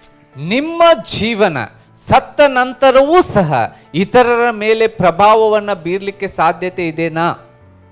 Will your life, are you living life in such a way that yes, you may be doing so many things, but even after death will people come to know Jesus because of you? ಈಗ ಅನೇಕ ಸಂಗತಿಗಳನ್ನ ನೀನು ಮಾಡ್ತಾ ಇರ್ಬೋದು, ಆದ್ರೆ ನೀನು ಇರುವಾಗಂತಲ್ಲ, ನೀನು ಸತ್ತ ನಂತರವೂ ಸಹ ಕ್ರಿಸ್ತನ ಬಳಿಗೆ ನಿನ್ನ ಜೀವಿತದ ಮೇಲೆ ಜೀವಿತದ ಪ್ರಭಾವವನ್ನು ಹೊಂದಿ ಬರುವಂತ ಸಾಧ್ಯತೆ ಉಂಟಾಗಲಿಕ್ಕೆ ಸಾಧ್ಯ ಇದೆನಾ? Can people be saved? ಜನರು ರಕ್ಷಿಸಲ್ಪಡಬಹುದಾ? Can people be baptized? ನಿನ್ನ ಜೀವಿತದ ನಿಮಿತ್ತ ಜನರು ದೀಕ್ಷಾಸ್ನಾನ ತೆಗೆದುಕೊಳ್ಬಹುದಾ?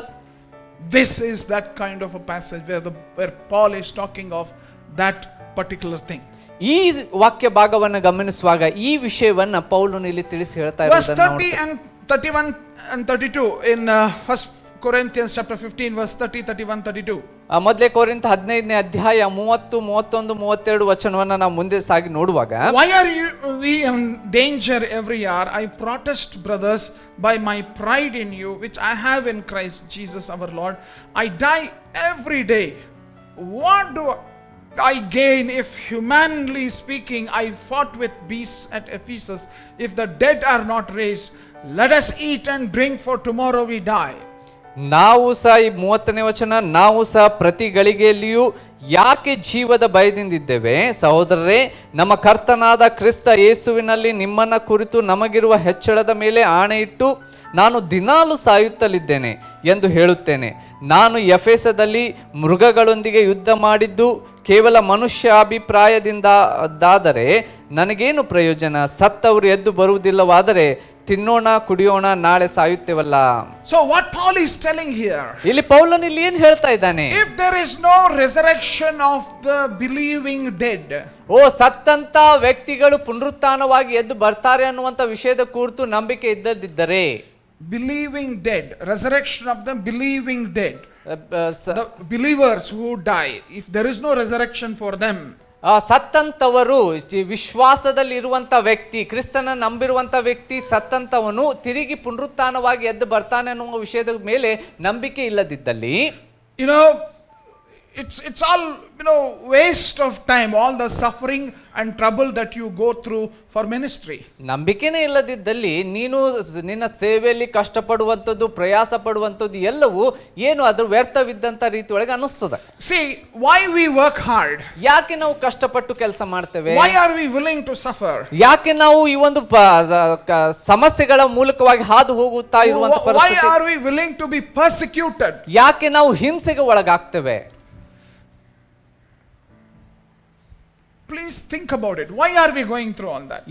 ಇವೆಲ್ಲ ವಿಷಯಗಳ ಮೂಲಕ ಯಾಕೆ ನಾವು ಹಾದು ಹೋಗ್ತೇವೆ? ಸ್ವಲ್ಪ ಯೋಚಿಸ್ರಿ.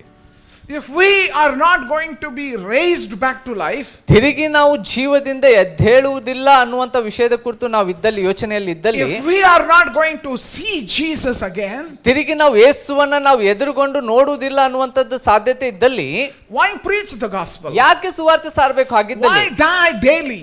ಯಾಕೆ ಪ್ರತಿದಿನ ಸಾಯ್ಬೇಕು? Why? ಯಾಕೆ? That's the question Paul is asking. ಅದೇ ಪ್ರಶ್ನೆಯನ್ನು ಪೌಲನು ಇಲ್ಲಿ ಕೇಳ್ತಾ ಇದ್ದಾನೆ. You see, if there is no resurrection, this effort that we do for ministry is waste. ನಮ್ಮಲ್ಲಿ ಪುನರುತ್ಥಾನ ವಿಷಯದ ಕುರಿತು ಪುನರುತ್ಥಾನವಿಲ್ಲದಿದ್ದಲ್ಲಿ ಸೇವೆಯಲ್ಲಿ ಪಡುವಂತ ಎಲ್ಲಾ ಪ್ರಯಾಸ ಅದು ವ್ಯರ್ಥವಾದದ್ದು. Paul fought wild beasts, like especially in as we read in the Bible there, of how he struggled with wild beasts. Especially it's about that Demetrius, silversmith, who incited violence against Paul in Athens. ಇಲ್ಲಿ ನಾವು ಗಮನಿಸ್ತೇವೆ ಹೇಗೆ ಮೃಗಗಳೊಂದಿಗೆ ಆತನು ಯುದ್ಧ ಮಾಡಿದನು ಅಂತ ಹೇಳುವಾಗ Athens ನಲ್ಲಿ ಆತನ ವಿರುದ್ಧವಾಗಿ ನಡೆದಿರುವಂತಹ ವಿಷಯದ ಕುರಿತು ಹೇಗೆ ಆತನು ಯುದ್ಧ ಮಾಡಿದನು, ಹೋರಾಡಿದನು ಎಂಬುದನ್ನು ನಾವು ಅಲ್ಲಿ ನೋಡ್ತೇವೆ. If there is no resurrection, why he had to struggle, being persecuted, being humiliated, being hurt? Why? ಪುನರುತ್ಥಾನವಿಲ್ಲದಿದ್ದಲ್ಲಿ ಇಷ್ಟು ಕಷ್ಟವನ್ನ ಎದುರಿಸುವಂತ ಕಷ್ಟವನ್ನ, ಅಲ್ಲಿ ಬರುವಾಗ ಆತನ ವಿರುದ್ಧವಾಗಿ ಹೋರಾಡುವಂತ ಕಷ್ಟವನ್ನ ಆತನು ಮಾಡುವಂತ ಸಂದರ್ಭದಲ್ಲಿ ಯಾಕೆ ಇಷ್ಟು ಕಷ್ಟಪಡಬೇಕಾಗಿತ್ತು? ಪುನರುತ್ಥಾನ ಇಲ್ಲದ There is no need. ಅಲ್ಲ, ಅವಶ್ಯಕತೆನೇ ಇದ್ದಿದ್ದಿಲ್ಲ. So that's why Paul quotes from the Bible. ಪೌಲನು ಇಲ್ಲಿ ಬೈಬಲ್ ಮೂಲಕವಾಗಿ ಇಲ್ಲಿ ತಿಳಿಸಿ ಹೇಳ್ತಾನೆ. Actually he's quoting from Isaiah chapter 22 and verse 13. ಯೆಶಾಯನ ಪುಸ್ತಕ ಅಲ್ಲಿ 22:13ನೇ ವಚನದ ತೆಗೆದುಕೊಳ್ಳುವುದರ ಮೂಲಕವಾಗಿ ಅಲ್ಲಿ ಪೌಲನು ತಿಳಿಸ್ತಾನೆ. He's quoting there, let us eat and drink for tomorrow we die. ಈಗ ಉಣ್ಣೋಣ, ತಿನ್ನೋಣ, ಕುಡಿಯೋಣ, ಯಾಕಂದ್ರೆ ನಾಳೆ ನಾವು ಸಾಯ್ತೇವೆ. So there is no hope for tomorrow. ನಾಳೆ ದಿನಕ್ಕಾಗಿ ಯಾವುದೇ ನಿರೀಕ್ಷೆ ಅನ್ನೋದಿಲ್ಲ. So why do ministry? ಯಾಕೆ ಸೇವೆ ಮಾಡಬೇಕಾಗಿದ್ದಲ್ಲಿ?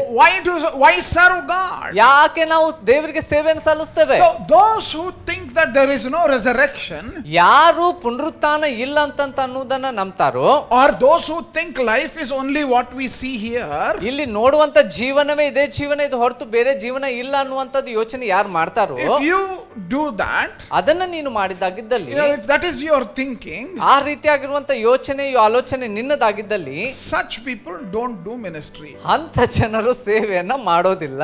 Because nothing is there in life. ಯಾಕಂದ್ರೆ ಜೀವನದಲ್ಲಿ ಏನಿಲ್ಲ. What they will do? ಏನ್ ಮಾಡ್ತಾರ ಅವರು? Enjoy.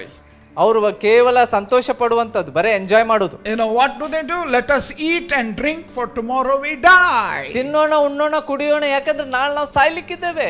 Let us eat, drink, tomorrow we die. ನಾವು ಉಣ್ಣೋಣ, ತಿನ್ನೋಣ, ಯಾಕಂದ್ರೆ ನಾಳೆ ನಾವು ಸಾಯ್ಲಿಕ್ಕಿದ್ದೇವೆ. They are telling to the world, this is all that life is. Who knows what happens in the future? ಓ ಭವಿಷ್ಯತ್ತಿನಲ್ಲಿ ಏನಾಗ್ಲಿಕ್ಕಿದೆ ಯಾರಿಗೆ ಗೊತ್ತು ಅನ್ನುವಂತ ರೀತಿಯೊಳಗೆ ಮಾತನ್ನ ಹೇಳ್ತಾ ಜೀವಿಸ್ತಾ ಇರುವಂತವ್ರು Be careful. ಬಹಳ ಎಚ್ಚರವಾಗಿರ್ರಿ. Jesus rose again from the dead. ಓ ಯೇಸು ಸ್ವಾಮಿ ಸತ್ತವರಿಗಿಂದ ಪುನರುತ್ಥಾನವಾಗಿ ಎದ್ದು ಬಂದಿದ್ದಾನೆ. That gives you and me the possibility also of being risen from the dead when he comes to receive us in the mid-air. ಓ ಮಧ್ಯ ಆಕಾಶದ ಭಾಗದಲ್ಲಿ ಕ್ರಿಸ್ತನು ಬರುವಾಗ ಆ ಕ್ರಿಸ್ತನು ಎದ್ದು ಬಂದಿರುವುದರ ನಿಮಿತ್ತದಿಂದ ನಾವು ತಿರುಗಿ ಆತನೊಟ್ಟಿಗೆ ಸತ್ತವರೊಳಗಿಂದ ಎದ್ದು ಬರುವಂತ ಒಂದು ಖಚಿತತೆ ನಮಗುಂಟು. Because of resurrection. ಆ ಪುನರುತ್ಥಾನದ ನಿಮಿತ್ತ. Oh, it is worth to work hard. ಓ ಆ ಪುನರುತ್ಥಾನದ ನಿಮಿತ್ತದಿಂದ ನಾವು ಕಷ್ಟಪಟ್ಟು ಪ್ರಯಾಸ ಪಟ್ಟು ಕೆಲಸ ಮಾಡುವಂತದ್ದು ಇದು ಉಪಯುಕ್ತವಾದದ್ದು. Because of resurrection it is worth to suffer and be persecuted for Jesus Christ. ಕ್ರಿಸ್ತನಿಗಾಗಿ ಪುನರುತ್ಥಾನ ಹೊಂದಿರುವುದನ್ನು ನಮ್ಮ ನಿಮಿತ್ತದಿಂದ ನಾವು ಪ್ರಯಾಸವನ್ನ ಕಷ್ಟವನ್ನ ನೋವನ್ನ ಅನುಭವಿಸುವಂತದ್ದು ಆ ಯೋಗ್ಯವಾದದ್ದು. This is not our philosophy. Let us eat, drink, for tomorrow we die. That's not our philosophy. ಇದು ನಮ್ಮ ತತ್ವ ಅಲ್ಲ. ಈ ದಿನ ಉಣ್ಣೋಣ ಕುಡಿಯೋಣ ನಾಳೆ ಏನಿದೆ ಅನ್ನುವುದೊಂದು ಸಾಯುವುದಿದೆ ಅನ್ನುವಂತ ರೀತಿ ಯೋಚಿಸುವಂತ ತತ್ವ ನಮ್ದಲ್ಲ. You know what? Herodotus is a Greek historian. He tells of this crazy Egyptian custom that was existing during that time when this scripture was written. ಆ ಸಮಯದಲ್ಲಿ ವಾಕ್ಯ ಭಾಗವನ್ನ ಬರೆದಂತ ಸಂದರ್ಭದಲ್ಲಿ ಹೆರೋಡಿಟಸ್ ಅನ್ನುವಂತ ವ್ಯಕ್ತಿ ಬರೆದಿರುವಂತ ಮಾತುಗಳು ಅನೇಕ ವಿಚಿತ್ರವಾದ ಮಾತುಗಳನ್ನು ಬರೀತಾನೆ. This was a custom or a practice among the Egyptian people. Egyptian ಜನರ ಮಧ್ಯದಲ್ಲಿ ಈ ರೀತಿಯಾಗಿರುವಂತ ಸಂಪ್ರದಾಯಗಳು ಅಲ್ಲಿದ್ದು. When they had these parties, ಈ ರೀತಿಯಾಗಿರುವಂತ ಪಾರ್ಟಿಗಳನ್ನ ಮಾಡುವಾಗ, when all the rich people would come together and enjoy and do some party, ಅಲ್ಲಿ ಐಶ್ವರ್ಯವಂತ ಜನರು ಬಂದು ಎಲ್ಲಾ ರೀತಿಯಾಗಿರುವಂತ ಪಾರ್ಟಿನಲ್ಲಿ ಇದ್ದು ಸಂತೋಷ ಪಡುವಂತ ಸಮಯವನ್ನ ಕೊಟ್ಟು ಅವ್ರು ಮಾಡ್ತಾ ಇರುವಂತ ಸಂದರ್ಭದಲ್ಲಿ towards the end of the party, ಆ ಒಂದು ಪಾರ್ಟಿ ಮುಕ್ತಾಯದ ಸಮಯದಲ್ಲಿ a servant or a slave would carry around in that party hall a very very disturbing thing. ಅಲ್ಲಿ ಆ ಒಂದು ಪಾರ್ಟಿ ಹಾಲ್ ನಲ್ಲಿ ಕಡೆದಾಗಿ ಅಲ್ಲಿ ದಾಸಿಯರು ಬಂದು ಅಲ್ಲಿ ಅದನ್ನ ಅವ್ರಿಗೆ ಸೇವೆಯನ್ನ ಸಲ್ಲಿಸ್ತಾ ಇರುವಂತೆ ಅನೇಕ ರೀತಿ ಅಡ್ಡಿ ಆತಂಕಗಳನ್ನ ಅವ್ರು ಮಾಡುವಂತ. He would carry a coffin around to all the party people. ಅಲ್ಲಿ ಇರುವಂತ ಜನರಿಗೆ ಅಲ್ಲಿ ಇರುವಂತ coffin, dead body, with the dead body, they would make a graven image of a dead person and a coffin, and they would take that coffin around to all the people around.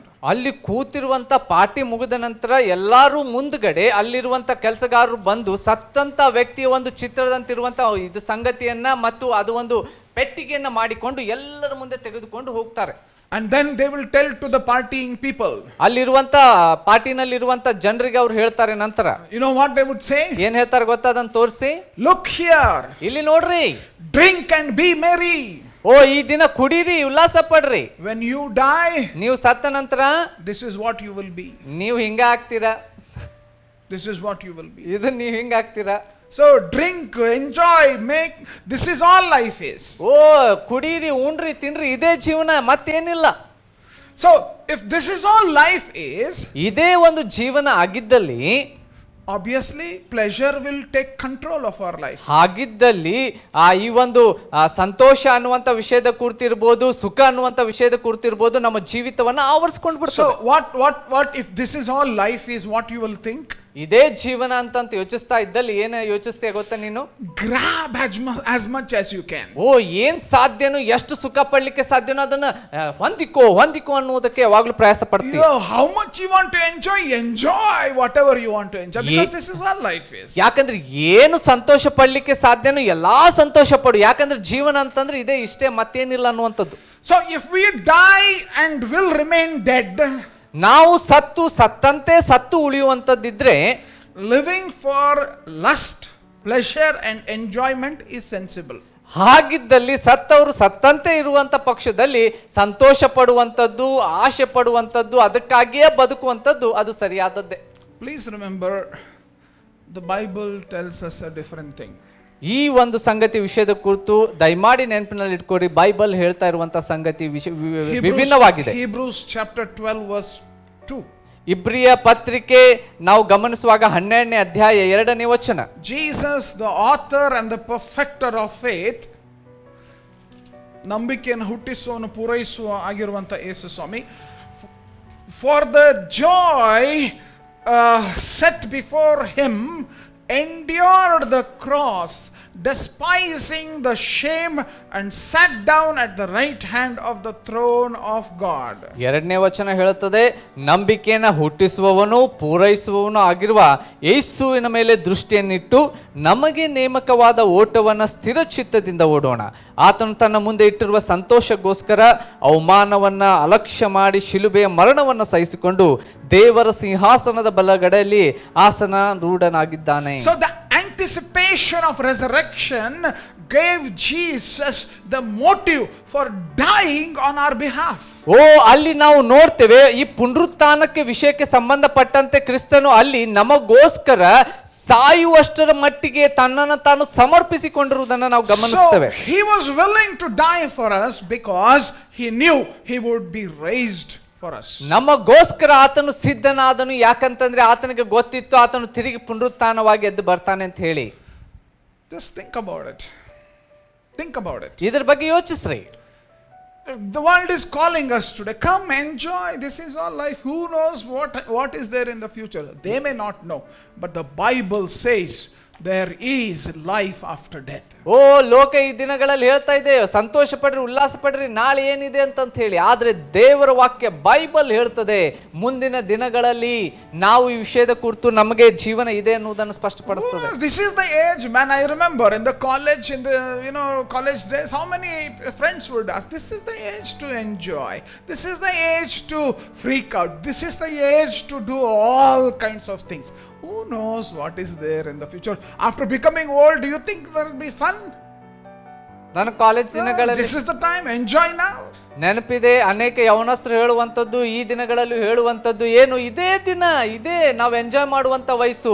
ಈ ವಯಸ್ಸು ಬಿಟ್ಟರೆ ವಯಸ್ಸಾದ ನಂತರ, ಮುದುಕರಾದ ನಂತರ enjoy ಮಾಡಲಿಕ್ಕೆ ಸಾಧ್ಯನಾ? ಅದಕ್ಕಾಗಿ ಸಂತೋಷ Padre, enjoy ಮಾಡ್ರಿ ಅಂತ ಹೇಳುವಂಥದ್ದು. See, when you do not know the future, ನಿನಗೆ ಭವಿಷ್ಯತ್ತು ಗೊತ್ತಿಲ್ಲದಿದ್ದಲ್ಲಿ, especially life after death, ಸತ್ತ ನಂತರ ಜೀವನ ಏನಿದೆ ಅನ್ನುವುದ ವಿಷಯದ ಕುರಿತು ನಿನಗೆ ಗೊತ್ತಿಲ್ಲದಿದ್ದಲ್ಲಿ, you will only live for today. ಹಾಗಿದ್ದಲ್ಲಿ ನೀನು ಈ ದಿನಕ್ಕಾಗಿ ಮಾತ್ರ ಬದುಕ್ತೀಯ. You will be so desperate.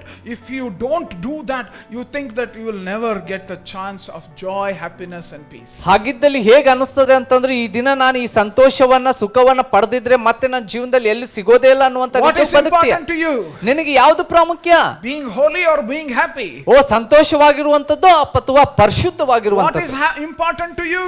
ಯಾವುದು ನಿನಗೆ ಮಹತ್ವವಾದದ್ದು? Being holy or being happy? ಸಂತೋಷವಾಗಿರುವಂತದ್ದು ಅಥವಾ ಪರಿಶುದ್ಧವಾಗಿರುವಂತದ್ದು? Please remember, the happiness that holiness gives is guilt free. ಯಾವಾಗ ನಿನ್ನ ಸಂತೋಷ ಪರಿಶುದ್ಧತೆ ನಿಮಿತ್ತವಾಗಿ ಬರ್ತದೋ ಆ ಸಂತೋಷ ನಿನ್ನಲ್ಲಿ ಅಪರಾಧಿ ಭಾವನೆ ತರುವುದಿಲ್ಲ. I'll repeat it again. ತಿರುಗಿ ನಾನು ಅದನ್ನು ಹೇಳ್ತೇನೆ. The happiness that holiness will give is guilt free. ಪರಿಶುದ್ಧತೆಯ ನಿಮಿತ್ತದಿಂದ ಸಿಗುವಂತಹ ಸಂತೋಷ ನಿನ್ನಲ್ಲಿ ಯಾವುದೇ ಅಪರಾಧ ಮನೋಭಾವನೆ ಇಲ್ಲದಂತ ಸಂತೋಷವನ್ನು ಕೊಡ್ತದೆ. Are you a follower of Jesus Christ and living only for sex, enjoyment, pleasure now? ನೀನು ಯೇಸು ಸ್ವಾಮಿಯನ್ನು ಹಿಂಬಾಲಿಸ್ತಾ ಇರುವಂತ ವ್ಯಕ್ತಿ, ಆದ್ರೆ ಈ ಲೋಕದಲ್ಲಿದ್ದು ಕೇವಲ ನೀನು ಶಾರೀರಿಕ ಒಂದು ಸಂತೋಷ ಸುಖಕ್ಕಾಗಿ ಈ ದಿನಗಳಲ್ಲಿ ಬದುಕ್ತಾ ಇದೀಯಾ? By doing so, what you are telling, you know what? ಈ ರೀತಿ ಮಾಡ್ತಾ ಇರುವಂತೆ ನೀನು ಏನ್ ಹೇಳ್ತಾ ಇದ್ದೀ ಗೊತ್ತಾ? There is no resurrection. ಪುನರುತ್ಥಾನ ಇಲ್ಲ ಅಂತ ಹೇಳ್ತಾ ಇದ್ದೀ. If your life commitment is to just enjoy life, enjoy life, enjoy life, you are proclaiming to the world, Jesus did not rise up from the dead, and you are also not going to be raised up from the dead. If you believe Jesus rose again from the dead, it is your important commitment that you should live a holy life. ನೀನು ಇದನ್ನ ನಂಬ್ತಾ ಇದ್ದಲ್ಲಿ ನೀನು ಇದೇ ರೀತಿಯಾಗಿರುವಂತದ್ದು, ಯೇಸು ಸ್ವಾಮಿ ಪುನರುತ್ಥಾನವಾಗಿ ಎದ್ದು ಬಂದಿಲ್ಲ, ಅದೇ ರೀತಿಯ ಜೀವನವನ್ನ ಜೀವಿಸ್ತಾ ಇದ್ದಿರುವಂತ ನಿಮಿತ್ತದಿಂದ ತೋರಿಸ್ಕೊಡ್ತೀಯ. ಅದರ ಬದಲಾಗಿ ಯೇಸು ಸ್ವಾಮಿ ಎದ್ದು ಬಂದಿದ್ದಾನೆ ಅನ್ನುವಂತ ಜೀವಿತವನ್ನ ನಂಬುದಾಗಿದ್ದಲ್ಲಿ ನೀನು ಕ್ರಿಸ್ತನಿಗಾಗಿ ಬದುಕುವಂತ ಕೆಲಸ ಮಾಡ್ತೀಯಾ? Repent and turn to God. ಅದಕ್ಕೋಸ್ಕರ ಪಶ್ಚಾತ್ತಾಪ ಪಡು, ದೇವರ ಕಡೆಗೆ ತಿರುಗಿಕೋ. Repent and turn to God. ಪಶ್ಚಾತ್ತಾಪ ಪಡು, ದೇವರ ಕಡೆಗೆ ತಿರುಗಿಕೋ. In the days in which we are living, death is masquerading home to home, house to house, city to city. Do you know what is waiting for you after death? ಓ ನಿನಗೆ ಗೊತ್ತಾ, ನಾವು ಈ ದಿನಗಳಲ್ಲಿ ಗಮನಿಸ್ತಾ ಇರುವಂತೆ ಮರಣವು ಪ್ರತಿಯೊಬ್ಬ ಮನೆಗಳಲ್ಲಿ ಯಜಮಾನಂತೆ ಪ್ರತಿಯೊಬ್ಬೊಬ್ಬರನ್ನ ಆವರಿಸಿಕೊಳ್ತಾ ಇದೆ. ಅದರ ನಂತರ ನಿನ್ನ ಜೀವನದ ವಿಷಯದ ಕುರಿತು ಏನಾಗ್ತದೆ ನಾಳೆ ಗೊತ್ತಾ? Get ready, be prepared. ಅದಕ್ಕೋಸ್ಕರ ಸಿದ್ಧನಾಗು. As we move further in 1 Corinthians 15th chapter verse 33 and 34. ನಾವು ಇದೇ 15ನೇ ಮೊದಲೇ ಕೊರಿಂಥ 15ನೇ ಅಧ್ಯಾಯವನ್ನ ನಾವು ಮುಂದೆ ವರಿಸಿ ನೋಡಿಕೊಂಡು ಹೋಗುವಾಗ The Bible says, ವಾಕ್ಯ ಭಾಗ ಹೀಗೆ ಹೇಳುತ್ತದೆ, do not be deceived. Bad company ruins good morals. Wake up from your drunken stupor as is right, and do not go on sinning, for some have no knowledge of God. I say this to your shame. ನಾಳೆ ಸಾಯುತ್ತೇವಲ್ಲ, ಮೋಸ ಹೋಗ್ಬೇಡ್ರಿ. ದುಸ್ಸಹವಾಸವು ಸದಾಚಾರವನ್ನ ಕೆಡಿಸುತ್ತದೆ. ಇಂಥ ಅಮಲಿನಿಂದ ಚೆತ್ತು ನೀತಿವಂತರಾಗಿರಿ.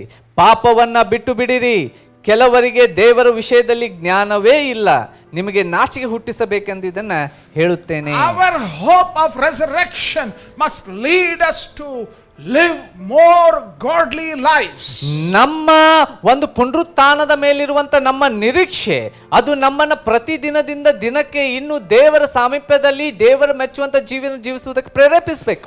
Our hope of resurrection must lead us to more and more spiritual maturity.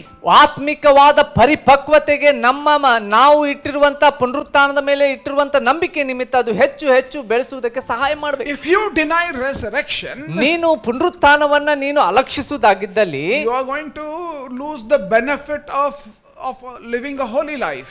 ಪವಿತ್ರತೆಯ ಜೀವಿತವನ್ನ ಜೀವಿಸುವುದಕ್ಕಿರುವಂತ ಆ ಆಶೀರ್ವಾದಗಳನ್ನ ನೀನು ಕಳೆದುಕೊಳ್ತೀಯ. Paul writes here in verse 33 about bad company.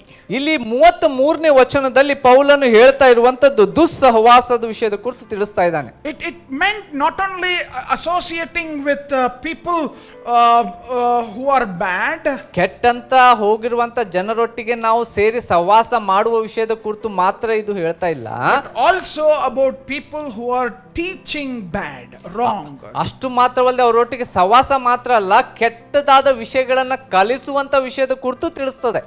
You know, Corinthians were both listening to some wrong teaching and associating with wrong people. ತಪ್ಪಾದ ಜನರೊಟ್ಟಿಗೆ ಸೇರುವಂತದ್ದು, ಅದರೊಟ್ಟಿಗೆ ತಪ್ಪಾದ ಜನರ ತಪ್ಪಾದ ಬೋಧನೆಗಳನ್ನು ಕೇಳುವ ವಿಷಯದಲ್ಲಿಯೂ ಕೊರಿಂಥ ಸಭೆಯ ಜನರು ಅಲ್ಲಿ ಇರುವುದನ್ನು ನಾವು ಗಮನಿಸ್ತೇವೆ. So, you know, the temptation I'll tell you today. ಈ ದಿನಗಳಲ್ಲಿ ಇರುವಂತಹ ಒಂದು ಶೋಧನೆ ನಾನು ನಿಮ್ಗೆ ಹೇಳ್ತೇನೆ. As you are listening to God's word today, ಈ ದಿನ ದೇವರ ವಾಕ್ಯವನ್ನು ನೀವು ಕೇಳ್ತಾ ಇರುವಂತೆ you are getting disturbed. ನಿಮ್ಗೆ ಬಹಳ ಡಿಸ್ಟರ್ಬ್ ಅನಿಸ್ತಾ ಇದೆ, ಗಲಿಬಿಲಿ ಅನಿಸ್ತಾ ಇದೆ. Maybe the Holy Spirit is speaking to you. ಪವಿತ್ರಾತ್ಮನು ನಿಮ್ಮೊಟ್ಟಿಗೆ ಮಾತನಾಡ್ತಾ ಇರುವಂತದ್ದು. What choice do you have? ನಿಮ್ಗಲ್ಲಿ ಈಗ ಮಾತನಾಡ್ತಾ ಇದ್ದಾನೆ ಪವಿತ್ರಾತ್ಮನು, ಹಾಗಿದ್ದಲ್ಲಿ ನಿಮ್ಮ ಆಯ್ಕೆ ಏನು? Simple. ಬಹಳ ಸರಳ. I'll tell you what is the choice that you have. ನಾನೀಗ ಹೇಳ್ತೇನೆ ನಿಮ್ಗೆ ಯಾವ ಆಯ್ಕೆ ಇದೆ ಅಂತ ಹೇಳಿ. If you just scroll down, ಸ್ವಲ್ಪ ತಳಗಡೆ ನೀವು ಹಿಡಿದು ನೋಡಿದಾಗಿದ್ದಲ್ಲಿ, if you just swipe your mobile or change, you can just change the channel. ಬಹಳ ಸುಲಭ ರೀ. ನೀವು ನೋಡ್ತಾ ಇರುವಂತ ಈ ವಿಡಿಯೋವನ್ನ ನೀವು ಬದಲಾಯಿಸಿ ಬೇರೆದನ್ನ ನೋಡಬಹುದು. Just change the channel. ಕೇವಲ ಬದಲಾಯಿಸಿ ಬಿಡ್ರಿ ಚಾನಲ್ ಅನ್ನ. Scroll down. So many other people are also doing so many live things. You can just switch over to that. ಇದನ್ನ ನೋಡುವುದನ್ನ, ವಿಡಿಯೋನ ನೋಡುವುದನ್ನ ಬಿಟ್ಟು ಅನೇಕರು ಲೈವ್ ನಲ್ಲಿ ಇದ್ದಾರೆ, ಅದನ್ನ ನೀವು ನೋಡ್ತಾ ಮುಂದ್ಗಡೆ ಹೋಗ್ಬೋದು. So some of you, you can say amen here and go and see some other thing. Can come back and say amen here and come back and see. You can see. Listen to both. Listen to the word of God and listen to what is happening in the world. ಇಲ್ಲಿ ಬರುವಂತದ್ದು ಬಂದು ಆಮೇನ್ ಅಂತ ಹೇಳುವುದು, ಮತ್ತು ತಿರುಗಿ ಬೇರೆ ಒಂದು ಜಾಗಕ್ಕೆ ಹೋಗಿ ಭೇಟಿ ಕೊಡುವಂಥದ್ದು ಫೋನ್ ನಲ್ಲಿ, ಮತ್ತು ತಿರುಗಿ ವಾಪಸ್ ಬಂದು ಆಮೇನ್ ಅಂತ ಹೇಳುವಂಥದ್ದು. ಈ ರೀತಿ ಎರಡೂ ಕಡೆ ಮಾಡುವಂತ ಸಾಧ್ಯತೆನೂ ಇದೆ. People who think wrongly invariably behave wrongly. ಯಾರು ತಪ್ಪಾದ ರೀತಿಯಲ್ಲಿ ಯೋಚಿಸ್ತಾರೋ ಅವರು ತಪ್ಪಾದ ರೀತಿಯಲ್ಲಿ ವರ್ತನೆಯನ್ನ ಮಾಡುವಂತ ಕೆಲಸವನ್ನ ಮಾಡ್ತಾರೆ. People who think wrongly will invariably behave wrongly. ಯಾರು ತಪ್ಪಾದ ರೀತಿಯಲ್ಲಿ ಯೋಚಿಸ್ತಾರೋ ಅದು ತಪ್ಪಾದ ರೀತಿಯಲ್ಲಿ ಅವರು ವರ್ತಿಸುವಂತ ಜನರಾಗಿರ್ತಾರೆ. In Romans chapter 12, ರೋಮಾಪುರದ ಬರೆದ ಪತ್ರಿಕೆ 12ನೇ ಅಧ್ಯಾಯದಲ್ಲಿ verse 2. 2ನೇ ವಚನ Notice what the Bible says. Bible ಇಲ್ಲಿ ಏನ್ ಹೇಳ್ತದೆ ನೋಡ್ರಿ. Do not be conformed to the world, but be transformed by the renewal of your mind. ವಾಕ್ಯ ಹೇಳ್ತದೆ, ಇಹಲೋಕದ ನಡವಳಿಕೆಯನ್ನು ಅನುಸರಿಸದೆ ನೂತನ ಮನಸ್ಸನ್ನು ಹೊಂದಿಕೊಂಡವರಾಗಿ ಪರಲೋಕ ಭಾವದವರಾಗಿರ್ರಿ. Notice what Paul is telling here. ಪೌಲನು ಇಲ್ಲಿ ಏನ್ ಹೇಳ್ತಾ ಇದ್ದಾನೆ ಗಮನಿಸ್ರಿ. Especially in 1 Corinthians chapter 15 verse 33. ಇಲ್ಲಿ ಮೊದಲೇ ಕೊರಿಂಥ ಪತ್ರಿಕೆ 15ನೇ ಅಧ್ಯಾಯ 33ನೇ ವಚನ ನೋಡುವಾಗ, Do not be deceived, bad company ruins good morals. ಮೋಸ ಹೋಗ್ಬೇಡ್ರಿ, ದುಸ್ಸವಾಸವು ಸದಾಚಾರವನ್ನ ಕೆಡಿಸುತ್ತದೆ. Watch out, a very important thing. ಬಹಳ ಪ್ರಾಮುಖ್ಯವಾದ ಸಂಗತಿ, ಇದನ್ನ ಗಮನಿಸ್ರಿ ಇಲ್ಲಿ. See, associating with wicked people will contaminate you both in your ideas and your habits. ನಿಮ್ಮ ಜೀವನದಲ್ಲಿ ಕೆಟ್ಟಂತ ಜನರೊಟ್ಟಿಗೆ ಸಹವಾಸ ಮಾಡುವುದರ ನಿಮಿತ್ತದಿಂದ ನೀವು ಯೋಚಿಸುವಂತ ವಿಷಯದ ಕುರಿತಿರ್ಬೋದು, ನೀವು ವರ್ತಿಸುವಂತ ವಿಷಯದ ಕುರಿತಿರ್ಬೋದು, ಅದರ ಮೇಲೆ ಪ್ರಭಾವ ಬೀರ್ತದೆ. That's what exactly happened to the Corinthian church. ಅದೇ ಸಂಗತಿ ಇಲ್ಲಿ ಕೊರಿಂಥ ಸಭೆಯಲ್ಲಿ ನಡೀತಾ ಇದೆ. How can I say no to this? He looks so good, he's so handsome, so why should I say no? So they kept on getting associated with everybody and their faith got contaminated. ಯಾಕೆ ಇವ್ರಿಗೆ ಬೇಡ ಅಂತ ಹೇಳುವುದು, ನೋಡ್ಲಿಕ್ಕೆ ಉತ್ತಮ ಚಂದವಾಗಿ ಎಲ್ಲ ಕಾಣ್ತಾ ಇದ್ದಾರೆ, ಚಲೋ ಮಾತನಾಡ್ತಾ ಇದ್ದಾರೆ, ಇಲ್ಲ ಅಂತ ಹೇಳಲಾರ್ದೆ ಅವ್ರಿಗೆಲ್ಲ ಹೂ ಅನ್ಕೊಂತ ಹೋದಿ ಅವರ ನಂಬಿಕೆಯ ಮೇಲೆ ಅದರ ನಿಮಿತ್ತ ಪ್ರಭಾವ ಬೀರುವುದನ್ನು ನಾವು ಗಮನಿಸ್ತೇವೆ. In fact, actually you should be careful because there are certain wolves who have clothed themselves like sheep and roaming around. ಬಹಳ ಎಚ್ಚರವಾಗಿರಬೇಕು. ತೋಳಗಳು ಈ ಒಂದು ಕುರಿಗಳ ವೇಷವನ್ನು ಹಾಕಿಕೊಂಡು ಹಿಂದೆ ಮುಂದೆ ಇಲ್ಲಿ ತಿರುಗಾಡ್ತಾ ಇವೆ. I suppose you remember, in the school they were all saints. ನೀವು ನೆನಪಿರ್ಬೋದು, ಸ್ಕೂಲ್ನಲ್ಲಿ ಶಾಲೆಯಲ್ಲಿ ಇರುವಾಗ ಎಲ್ಲರೂ ಭಕ್ತರಂತ ಇರ್ತಾರೆ. And then when they reach out to the college ಹೋದ ನಂತರ ಮಕ್ಕಳು ಏನಾಗ್ತಾರೆ, the saints have become paints. ಅವರು ಈ ಒಂದು ಭಕ್ತರು ಹೋಗಿ ಬೇರೆನೇ ಆಗ್ಬಿಟ್ಟಿರ್ತಾರೆ. Double life. ಒಂದು ಎರಡು ರೀತಿಯ ಜೀವನ, double life. ಎರಡು ರೀತಿಯ ಜೀವನದ. Here is a bad company that was teaching, this bad company that was teaching that there is no resurrection. Live now, enjoy now, this is all life is, just live today. ಕೆಟ್ಟ ಸಹವಾಸ ಇಲ್ಲಿ ಏನ್ ಹೇಳ್ತಾ ಇದೆ, ಇದು ಕೆಟ್ಟ ಸಹವಾಸ, ನಾಳೆ ಅನ್ನುವಂಥದ್ದಿಲ್ಲ, ಪುನರುತ್ಥಾನ ಅನ್ನುವಂಥದ್ದಿಲ್ಲ, ಅದಕ್ಕೋಸ್ಕರ ಇದನ್ನ ಸಂತೋಷ ಪಡ್ರಿ, ಉಲ್ಲಾಸ ಪಡ್ರಿ, ಸುಖ ಎಷ್ಟು ಪಡ್ಲಿಕ್ಕೆ ಸಾಧ್ಯ ಪಡ್ರಿ ಅನ್ನುವಂಥ ಮಾತನ್ನು ಇಲ್ಲಿ ತಿಳಿಸ್ತಾ ಇದ್ದಾರೆ. And I'll tell you, this is a very very dangerous trend. ಅದಕ್ಕೋಸ್ಕರ ನಾನು ಇದನ್ನ ಹೇಳ್ತೇನೆ, ಇದು ಬಹಳ ತಪ್ಪಾದ ಒಂದು ಭಯಾನಕವಾಗಿರುವಂತ, ಅಪಾಯಕಾರಿಯಾಗಿರುವಂತ ಒಂದು ಪದ್ಧತಿ ಇದು. Bad theology corrupted good morals. ಕೆಟ್ಟದಾಗಿರುವಂತ ತತ್ವ ಈ ಒಂದು ಒಳ್ಳೆ ವಿಷಯದ ಕುರಿತು ಇರುವಂತದ್ದನ್ನ ಹಾಳು ಮಾಡ್ತದೆ. So disbelief in resurrection resulted in disobedience and immorality. ಈ ರೀತಿ ಆಗಿರುವಂತ ಈ ಒಂದು ಪುನರುತ್ಥಾನದ ವಿಷಯದ ಕುರಿತಿರುವಂತ ಅವಿಧೇಯತೆ ಕೆಟ್ಟತನಕ್ಕೆ ಎಲ್ಲ ನಡೆಸುವುದಕ್ಕೆ ಮೂಲವಾಗಿರುವುದಕ್ಕೆ ಸಾಧ್ಯ. So what are they doing? ಅವ್ರು ಏನ್ ಮಾಡ್ತಾ ಇದ್ದಾರೆ ಅದಕ್ಕೋಸ್ಕರ? Notice that, what they are saying. ಅವ್ರು ಏನ್ ಹೇಳ್ತಾ ಇದ್ದಾರೆ ನೋಡ್ರಿಲ್ಲೇ, let us eat, let us drink, for tomorrow we die. ಕುಡಿಯೋಣ, ತಿನ್ನೋಣ, ನಾಳೆ ಸಾಯ್ತೇವಲ್ಲ. So if death is the end, ಮರಣ ಮುಕ್ತಾಯ ಇದ್ದಲ್ಲಿ, if death is the end, ಮರಣವೇ ಮುಕ್ತಾಯ ಆಗಿದ್ದಲ್ಲಿ, what difference does it make what we do? ನಾವ್ ಏನ್ ಮಾಡಿದ್ರೆ ಏನು, ಅದಕ್ಕೆ ಅದ್ರ ಮೇಲೆ ಪ್ರಭಾವನೆ ಬೀರೋದಿಲ್ಲ. The Bible says in verse 34, for some have no knowledge of God, I say this to your shame. ಅಲ್ಲಿ 34ನೇ ವಚನ ಹೇಳ್ತದೆ, ಇಲ್ಲಿ ನೋಡ್ರಿ, ನಾವು ನೋಡುವ ಕೆಲವರಿಗೆ ದೇವರ ವಿಷಯದಲ್ಲಿ ಜ್ಞಾನವೇ ಇಲ್ಲ. No knowledge of God. ದೇವರ ವಿಷಯದ ಕುರಿತು ಜ್ಞಾನವೇ ಇಲ್ಲ. No knowledge of truth. ಸತ್ಯದ ವಿಷಯದ ಕುರಿತು ಜ್ಞಾನ ಇಲ್ಲ. What does that mean? No knowledge. ಜ್ಞಾನ ಇಲ್ಲ ಅಂತಂದ್ರೆ ಅದರ ಅರ್ಥ ಏನು? They had their bad theology, they had no knowledge of God, was leading them to bad behavior. ಅವರಲ್ಲಿ ಸರಿಯಾದ ಜ್ಞಾನ ಇಲ್ಲ ಅಂತ ಹೇಳುವಾಗ ದೇವರ ಬಗ್ಗೆ ಸರಿಯಾದ ಅರಿವು ಜ್ಞಾನ ಇಲ್ಲದಿರುವುದರ ನಿಮಿತ್ತ ತಪ್ಪಾದ ಮಾರ್ಗಕ್ಕೆ ಅವರನ್ನು ಅದು ನಡೆಸ್ಕೊಂಡು ಹೋಗ್ತಾ ಇದೆ. That's what, like one more Greek historian, Thucydides, says this. ಥೈಸಿಡೀಸ್ ಅನ್ನುವಂಥ ವ್ಯಕ್ತಿ, ಗ್ರೀಕ್ನ ಹಿಸ್ಟೋರಿಯನ್, ಈ ವ್ಯಕ್ತಿ ಹೇಳ್ತಾನೆ again about Athens. ಅಥೆನ್ಸ್ಗೆ ಸಂಬಂಧಪಟ್ಟಂತೆ, in Athens there was a bad and a very deadly plague that came. ಅಲ್ಲಿ ಅಥೆನ್ಸ್ ನಲ್ಲಿ ಬಹಳ ಭಯಾನಕವಾಗಿರುವಂತಹ ಒಂದು ರೋಗ ಅಲ್ಲಿ ಒಂದು ಬರುವುದನ್ನು ನಾವು ನೋಡ್ತೇವೆ. Just like much bigger than coronavirus. ಈ ದಿನಗಳಲ್ಲಿರುವಂತಹ ಕೊರೋನಾ ವೈರಸ್ ಗಿಂತಲೂ ದೊಡ್ಡದಾಗಿರುವಂತಹ ರೋಗ ಮಾರಿ ಬರುವುದನ್ನು ನಾವು ನೋಡಿದ್ವಿ. So huge amount of people, are getting affected, and many people were dying because of that plague in Athens. ಬಂದಿರುವಂತ ಈ ಮಹಾಮಾರಿಯ ನಿಮಿತ್ತದಿಂದ ಅನೇಕರು ಆ ಅಥೆನ್ಸ್ ನಲ್ಲಿ ಮರಣವನ್ನ ಹೊಂದಿದ್ರು. Do you know what people decided at the time? ಆ ಸಂದರ್ಭದಲ್ಲಿ ಜನರು ಏನ್ ಮಾಡಿದ್ರು ಗೊತ್ತಾ? ಈ ಮರಣವನ್ನು ಹೊಂದ್ತಾ ಇರುವಾಗ History, in this man who is a Greek historian, he writes this.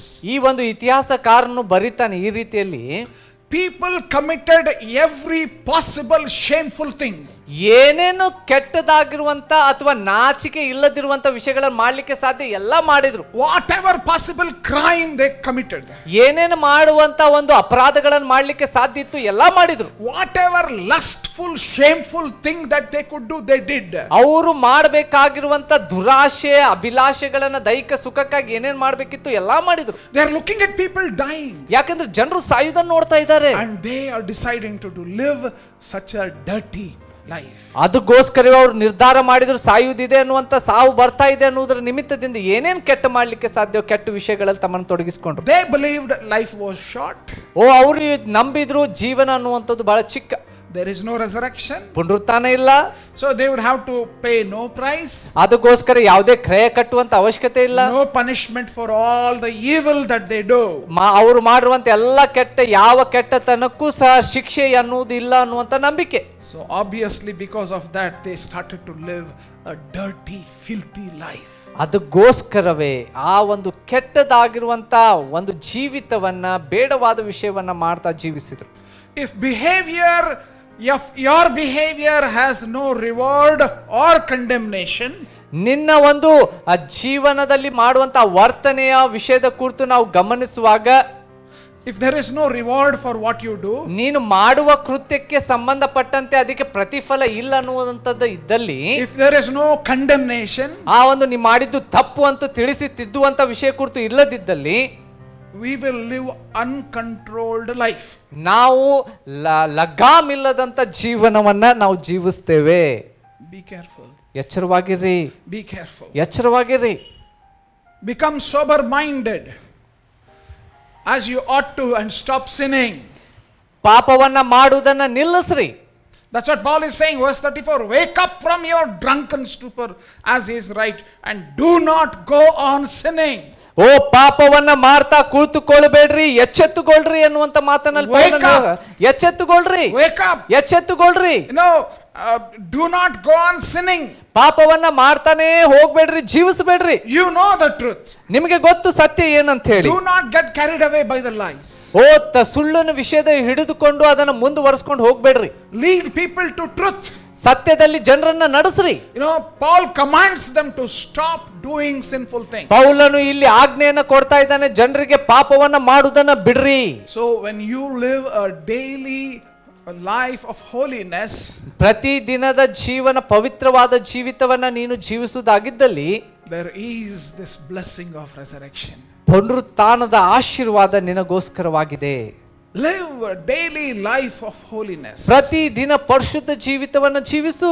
Live a holy life. ಪರಿಶುದ್ಧ ಜೀವನ ಜೀವಿಸು. Stop being a hypocrite. ಓ ಆ ಒಂದು ಮೋಸಗಾರನಂತೆ ಒಂದು ಮುಖವಾಡ ಕಪಟತನ ಜೀವನವನ್ನು ಜೀವಿಸಬೇಡ.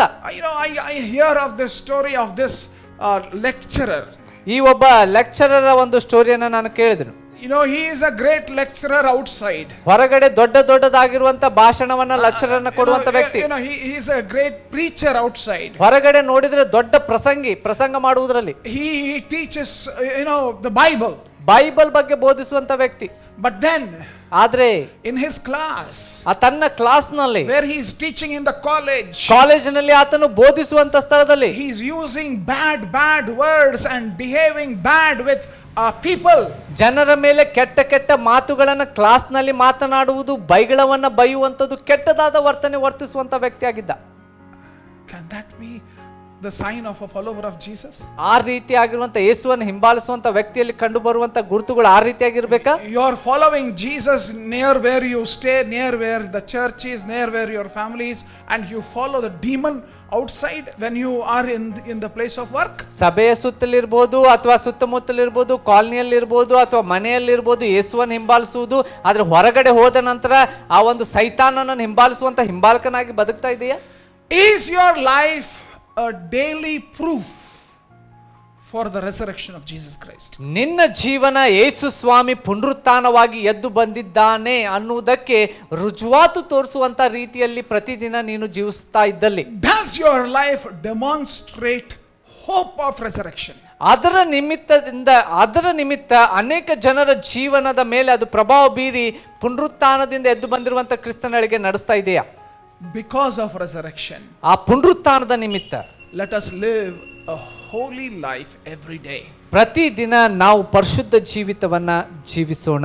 Let us become holy every day. ಪ್ರತಿದಿನ ನಾವು ದಿನದಿಂದ ದಿನಕ್ಕೆ ಪರಿಶುದ್ಧ ಜೀವಿತವನ್ನು ಜೀವಿಸಕ್ಕೆ ಪ್ರಯಾಸ ಪಡೋಣ. I want you at this time to take time to examine your life. ಈ ಸಮಯದಲ್ಲಿ ನಾನು ನಿಮ್ಮಲ್ಲಿ ಕೇಳ್ಕೊಂತೇನೆ, ನಿಮ್ಮನ್ನ ನೀವು ಪರೀಕ್ಷೆ ಮಾಡಿಕೊಳ್ಳ್ರಿ. Holy Spirit of God is ministering to us today. ಪರಿಶುದ್ಧಾತ್ಮನು ಈ ದಿನ ನಮ್ಮಲ್ಲಿ ಕೆಲಸ ಮಾಡ್ತಾ ಇದ್ದಾನೆ. God is speaking to us today. ದೇವರು ನಮ್ಮೊಟ್ಟಿಗೆ ಈ ದಿನ ಮಾತನಾಡ್ತಾ ಇದ್ದಾನೆ. Why? ಯಾಕೆ? He loves you. ಆತ ನಿಮ್ಮನ್ನು ಪ್ರೀತಿಸ್ತಾನೆ. He loves you. ಆತ ನಿನ್ನನ್ನು ಪ್ರೀತಿಸ್ತಾನೆ. Some of you, this is a warning bell. ಕೆಲವೊಬ್ಬರಿಗೆ ನೋಡ್ತಾ ಇರುವಂತ ನಿಮಗೆ ಇದು ಎಚ್ಚರಿಕೆಯ ಗಂಟೆಯಾಗಿದೆ. Notice what is happening in the world. ಲೋಕದಲ್ಲಿ ಏನು ನಡೀತಾ ಇದೆ ಅನ್ನುವ ವಿಷಯದ ಕುರಿತು ಗಮನಿಸ್ರಿ. Death is rampant everywhere. ಎಲ್ಲಿ ನೋಡಿದ್ರೆ ಅಲ್ಲಿ ಮರಣವು ಮೃದಂಗ ಬಾರಿಸುವಂತ ರೀತಿಯಾಗಿ ವರ್ತಿಸ್ತಾ ಇದೆ. You have a chance to turn to God. ಸಮಯ ಇದೆ ನಿನಗೆ ದೇವರ ಕಡೆ ತಿರುಗಿಕೊಳ್ಳುವುದಕ್ಕೆ. You have a opportunity to repent for the sins. ಪಾಪಕ್ಕಾಗಿ ಪಶ್ಚಾತ್ತಾಪ ಪಡುವುದಕ್ಕೆ ಅವಕಾಶ ಇದೆ. You have an opportunity to say, Lord, I need you, Spirit of the living God, come, strengthen me, transform my life that I may live for you. ದೇವಾ, ನಿನ್ನ ಅವಶ್ಯಕತೆ ನನಗಿದೆ. ಪರಿಶುದ್ಧಾತ್ಮನೇ ನನ್ನಲ್ಲಿ ಬದಲಾವಣೆಯನ್ನು ತೆಗೆದುಕೊಂಡು ಬಾ, ನಾನು ನಿನಗೋಸ್ಕರ ಜೀವಿಸುವುದಕ್ಕೆ ನನಗೆ ಸಹಾಯ ಮಾಡು ಅಂತ ಹೇಳಿ ಪ್ರಾರ್ಥಿಸು. Resurrection is real. ಪುನರುತ್ಥಾನವನ್ನುವಂಥದ್ದು ಸತ್ಯ. Jesus is coming back again. ಯೇಸು ಸ್ವಾಮಿ ತಿರುಗಿ ಬರ್ಲಿಕ್ಕಿದ್ದಾನೆ. Jesus is coming back again. ಯೇಸು ಸ್ವಾಮಿ ತಿರುಗಿ ಬರ್ಲಿಕ್ಕಿದ್ದಾನೆ. Everyone who believed in him will be taken up. ಯಾರ್ಯಾರು ಆತನನ್ನು ನಂಬಿದ್ದಾರೋ ಅವರೆಲ್ಲರೂ ಎತ್ತಲ್ಪಡ್ಲಿಕ್ಕಿದ್ದಾರೆ. Will you be part of that? ಅದರೊಟ್ಟಿಗೆ ನೀನು ಸಹ ಭಾಗಿಯಾಗ್ಲಿಕ್ಕೆ ಸಾಧ್ಯನಾ ಅಂತ ಸಂದರ್ಭದಲ್ಲಿ? I will invite you again. ಈ ಸಮಯದಲ್ಲಿ ನಿನ್ನನ್ನು ನಾನು ಆಮಂತ್ರಿಸಲು ಬಯಸ್ತೇನೆ. Turn to God. ದೇವರ ಕಡೆಗೆ ತಿರುಗಿಕೋ. Call us, write to us, send us a message that you have decided to submit and recommit your life, rededicate your life to follow Jesus. ಯೇಸು ಸ್ವಾಮಿಯನ್ನ ತಿರುಗಿ ನಾನು ಹಿಂಬಾಲಿಸಬೇಕನ್ನುವಂತ ಉದ್ದೇಶದಿಂದ ನೀನು ಈ ದಿನ ಸಮರ್ಪಿಸಿಕೊಂಡಿರುವುದನ್ನು ದಯಮಾಡಿ ನಮಗೆ ನೀವು ಮೆಸೇಜ್ ಮೂಲಕವಾಗಿ, ಸಂದೇಶದ ಮೂಲಕವಾಗಿ ಕಳಿಸ್ರಿ, ತಿಳಿಸ್ರಿ. Some of you who are followers of Jesus, ಕೆಲವೊಬ್ಬರು ನೀವು ಯೇಸುವನ್ನು ಹಿಂಬಾಲಿಸುವಂತವರಾಗಿದ್ದೀರಿ. become holy more and more. ಇನ್ನು ಹೆಚ್ಚು ಪರಿಶುದ್ಧರಾಗ್ರಿ. Why? Because there is resurrection. ಯಾಕೆಂದ್ರೆ ಪುನರುತ್ಥಾನ ಇದೆ. Some of you who are following Jesus Christ, ಕೆಲವೊಬ್ಬರು ನೀವು ಯೇಸುವನ್ನು ಹಿಂಬಾಲಿಸ್ತಾ ಇದ್ದೀರಿ. do ministry more and more. ಇನ್ನು ಹೆಚ್ಚು ಸೇವೆ ಮಾಡ್ರಿ. Why? ಯಾಕೆ? Resurrection is there. ಪುನರುತ್ಥಾನವಿದೆ. As we bow down our heads this morning, ಈ ಮುಂಜಾನೆ ಜಾವ ನಮ್ಮ ತಲೆಗಳನ್ನು ನಾವು ಬಾಗಿಸಿಕೊಳ್ಳುವಂತೆ I want each one of us to examine our lives. ಈ ಸಮಯದಲ್ಲಿ ಪ್ರತಿಯೊಬ್ಬೊಬ್ಬರು ನಿಮ್ಮನ್ನ ನೀವು ಪರೀಕ್ಷಿಸಿಕೊಳ್ಬೇಕಂತ ಕೇಳ್ಕೊಂತೇನೆ. Examine your life. ನಿಮ್ಮ ಜೀವಿತವನ್ನು ಪರೀಕ್ಷಿಸಿಕೊಳ್ಳ್ರಿ. If you need to rededicate your life to say, Lord, from this day I will do more ministry. From this day I will live more holy life. ತಿರುಗಿ ಪ್ರತಿಷ್ಠಿಸಿಕೊಳ್ಳುವುದಾಗಿದ್ದಲ್ಲಿ, ತಿರುಗಿ ನೀವನ್ನ ಸಮರ್ಪಿಸಿಕೊಳ್ಳುವುದಾಗಿದ್ದಲ್ಲಿ ಈ ದಿನ ಮಾಡಿಕೊಳ್ಳ್ರಿ. ದೇವರೇ, ನಾ ಇನ್ನು ಪರಿಶುದ್ಧ ಜೀವಿತವನ್ನ ಜೀವಿಸ್ತೇನೆ, ಇನ್ನು ಹೆಚ್ಚು ಸೇವೆ ನಿನಗೋಸ್ಕರ ಮಾಡ್ತೇನೆ ಅಂತ ಹೇಳಿ. Thank you for speaking to us. ನಮ್ಮೊಟ್ಟಿಗೆ ನೀನು ಮಾತನಾಡಿದ್ದಕ್ಕಾಗಿ ಧನ್ಯವಾದ ಸ್ವಾಮಿ. Heavenly Father, we come to your most holy presence. ಪರಲೋಕದ ತಂದೆಯೇ, ನಿನ್ನ ಪರಿಶುದ್ಧ ಸಾನ್ನಿಧ್ಯಕ್ಕೆ ನಾವು ಬರ್ತೇವೆ. You have already spoken through your word to many people today. ಈ ದಿನ ನಿನ್ನ ವಾಕ್ಯದ ಮೂಲಕ ಅನೇಕ ಜನರೊಟ್ಟಿಗೆ ನೀನು ಮಾತನಾಡಿದ್ದಿ ಸ್ವಾಮಿ. Help them to come to you. ಅವರಿಗೆ ನಿನ್ನ ಹತ್ತಿರ ಬರುವುದಕ್ಕೆ ಸಹಾಯ ಮಾಡು. That they will accept you as their Lord and Savior and become your followers. ಓ, ನಿನ್ನ ಕರ್ತನು ಒಡೆಯನಂತ ಹೇಳಿ ಸ್ವೀಕರಿಸಿ ನಿನ್ನನ್ನು ಹಿಂಬಾಲಿಸುವಂತ ಜನರು ಅವರಾಗಬೇಕು. Because there is resurrection. ಯಾಕಂದ್ರೆ ಪುನರುತ್ಥಾನವನ್ನುವಂಥದ್ದು ಇದೆ. those who are following you. ಯಾರು ನಿನ್ನನ್ನು ಹಿಂಬಾಲಿಸ್ತಾ ಇದ್ದಾರೋ Help them to do more ministry. ಹೆಚ್ಚು ನಿನಗಾಗಿ ಸೇವೆ ಸಲ್ಲಿಸುವುದಕ್ಕೆ ಅವರಿಗೆ ಸಹಾಯ ಮಾಡು ಸ್ವಾಮಿ. Because there is resurrection. ಯಾಕಂದ್ರೆ ಪುನರುತ್ಥಾನವನ್ನುವಂಥದ್ದಿದೆ. To those who are following you, ಯಾರು ನಿನ್ನನ್ನು ಹಿಂಬಾಲಿಸ್ತಾ ಇದ್ದಾರೋ help them to live more holy life. ಇನ್ನು ಹೆಚ್ಚು ಹೆಚ್ಚು ಪವಿತ್ರ ಜೀವಿತವನ್ನು ಜೀವಿಸುವುದಕ್ಕೆ ಅವರಿಗೆ ಸಹಾಯ ಮಾಡು ಪ್ರತಿ ದಿನ. Because there is resurrection. ಯಾಕಂದ್ರೆ ಪುನರುತ್ಥಾನವನ್ನುವಂಥದ್ದಿದೆ. I pray for each and every family, every brother and sister who is listening to this word. ಈ ವಾಕ್ಯವನ್ನ ಕೇಳ್ತಾ ಇರುವಂತ ಪ್ರತಿ ಸಹೋದರ ಸಹೋದರಿಗೋಸ್ಕರ ನಾ ಪ್ರಾರ್ಥಿಸ್ತೇನೆ. Speak to them and draw them close to you. ನೀನು ಅವರೊಟ್ಟಿಗೆ ಮಾತನಾಡಿ ಹತ್ತಿರ ನಿನ್ನ ಬಳಿಗೆ ಸೆಳೆದುಕೋ ಸ್ವಾಮಿ. Cover them with your precious blood. Keep them safe all through this week. ಓ ನಿನ್ನ ಪರಿಶುದ್ಧ ರಕ್ತದ ಹೊದಿಕೆಯಲ್ಲಿ ಹೊದಿಸಿ ಬರುವಂತ ವಾರವೆಲ್ಲ ರಕ್ಷಿಸಿ ಕಾಪಾಡು ಸ್ವಾಮಿ. Protect us, O God.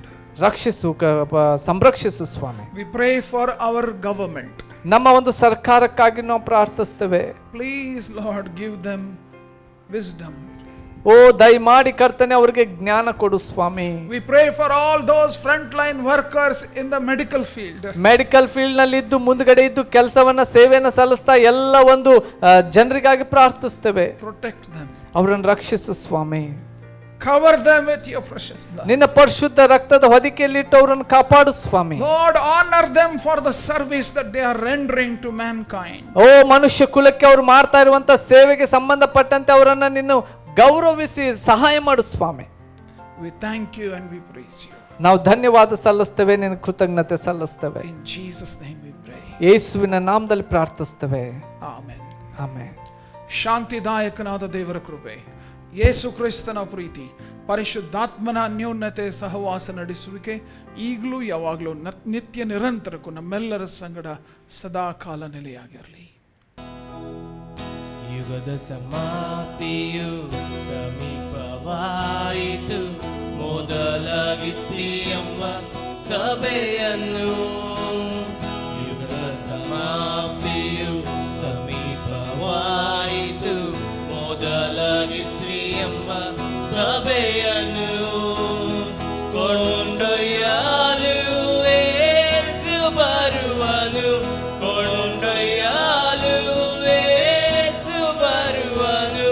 ದೊರೆಪಡು ಸಿದ್ಧನಾಗು, ಎಚ್ಚರವಾಗು, ದೊರೆಪಡು ಸಿದ್ಧನಾಗು, ಎಚ್ಚರವಾಗು.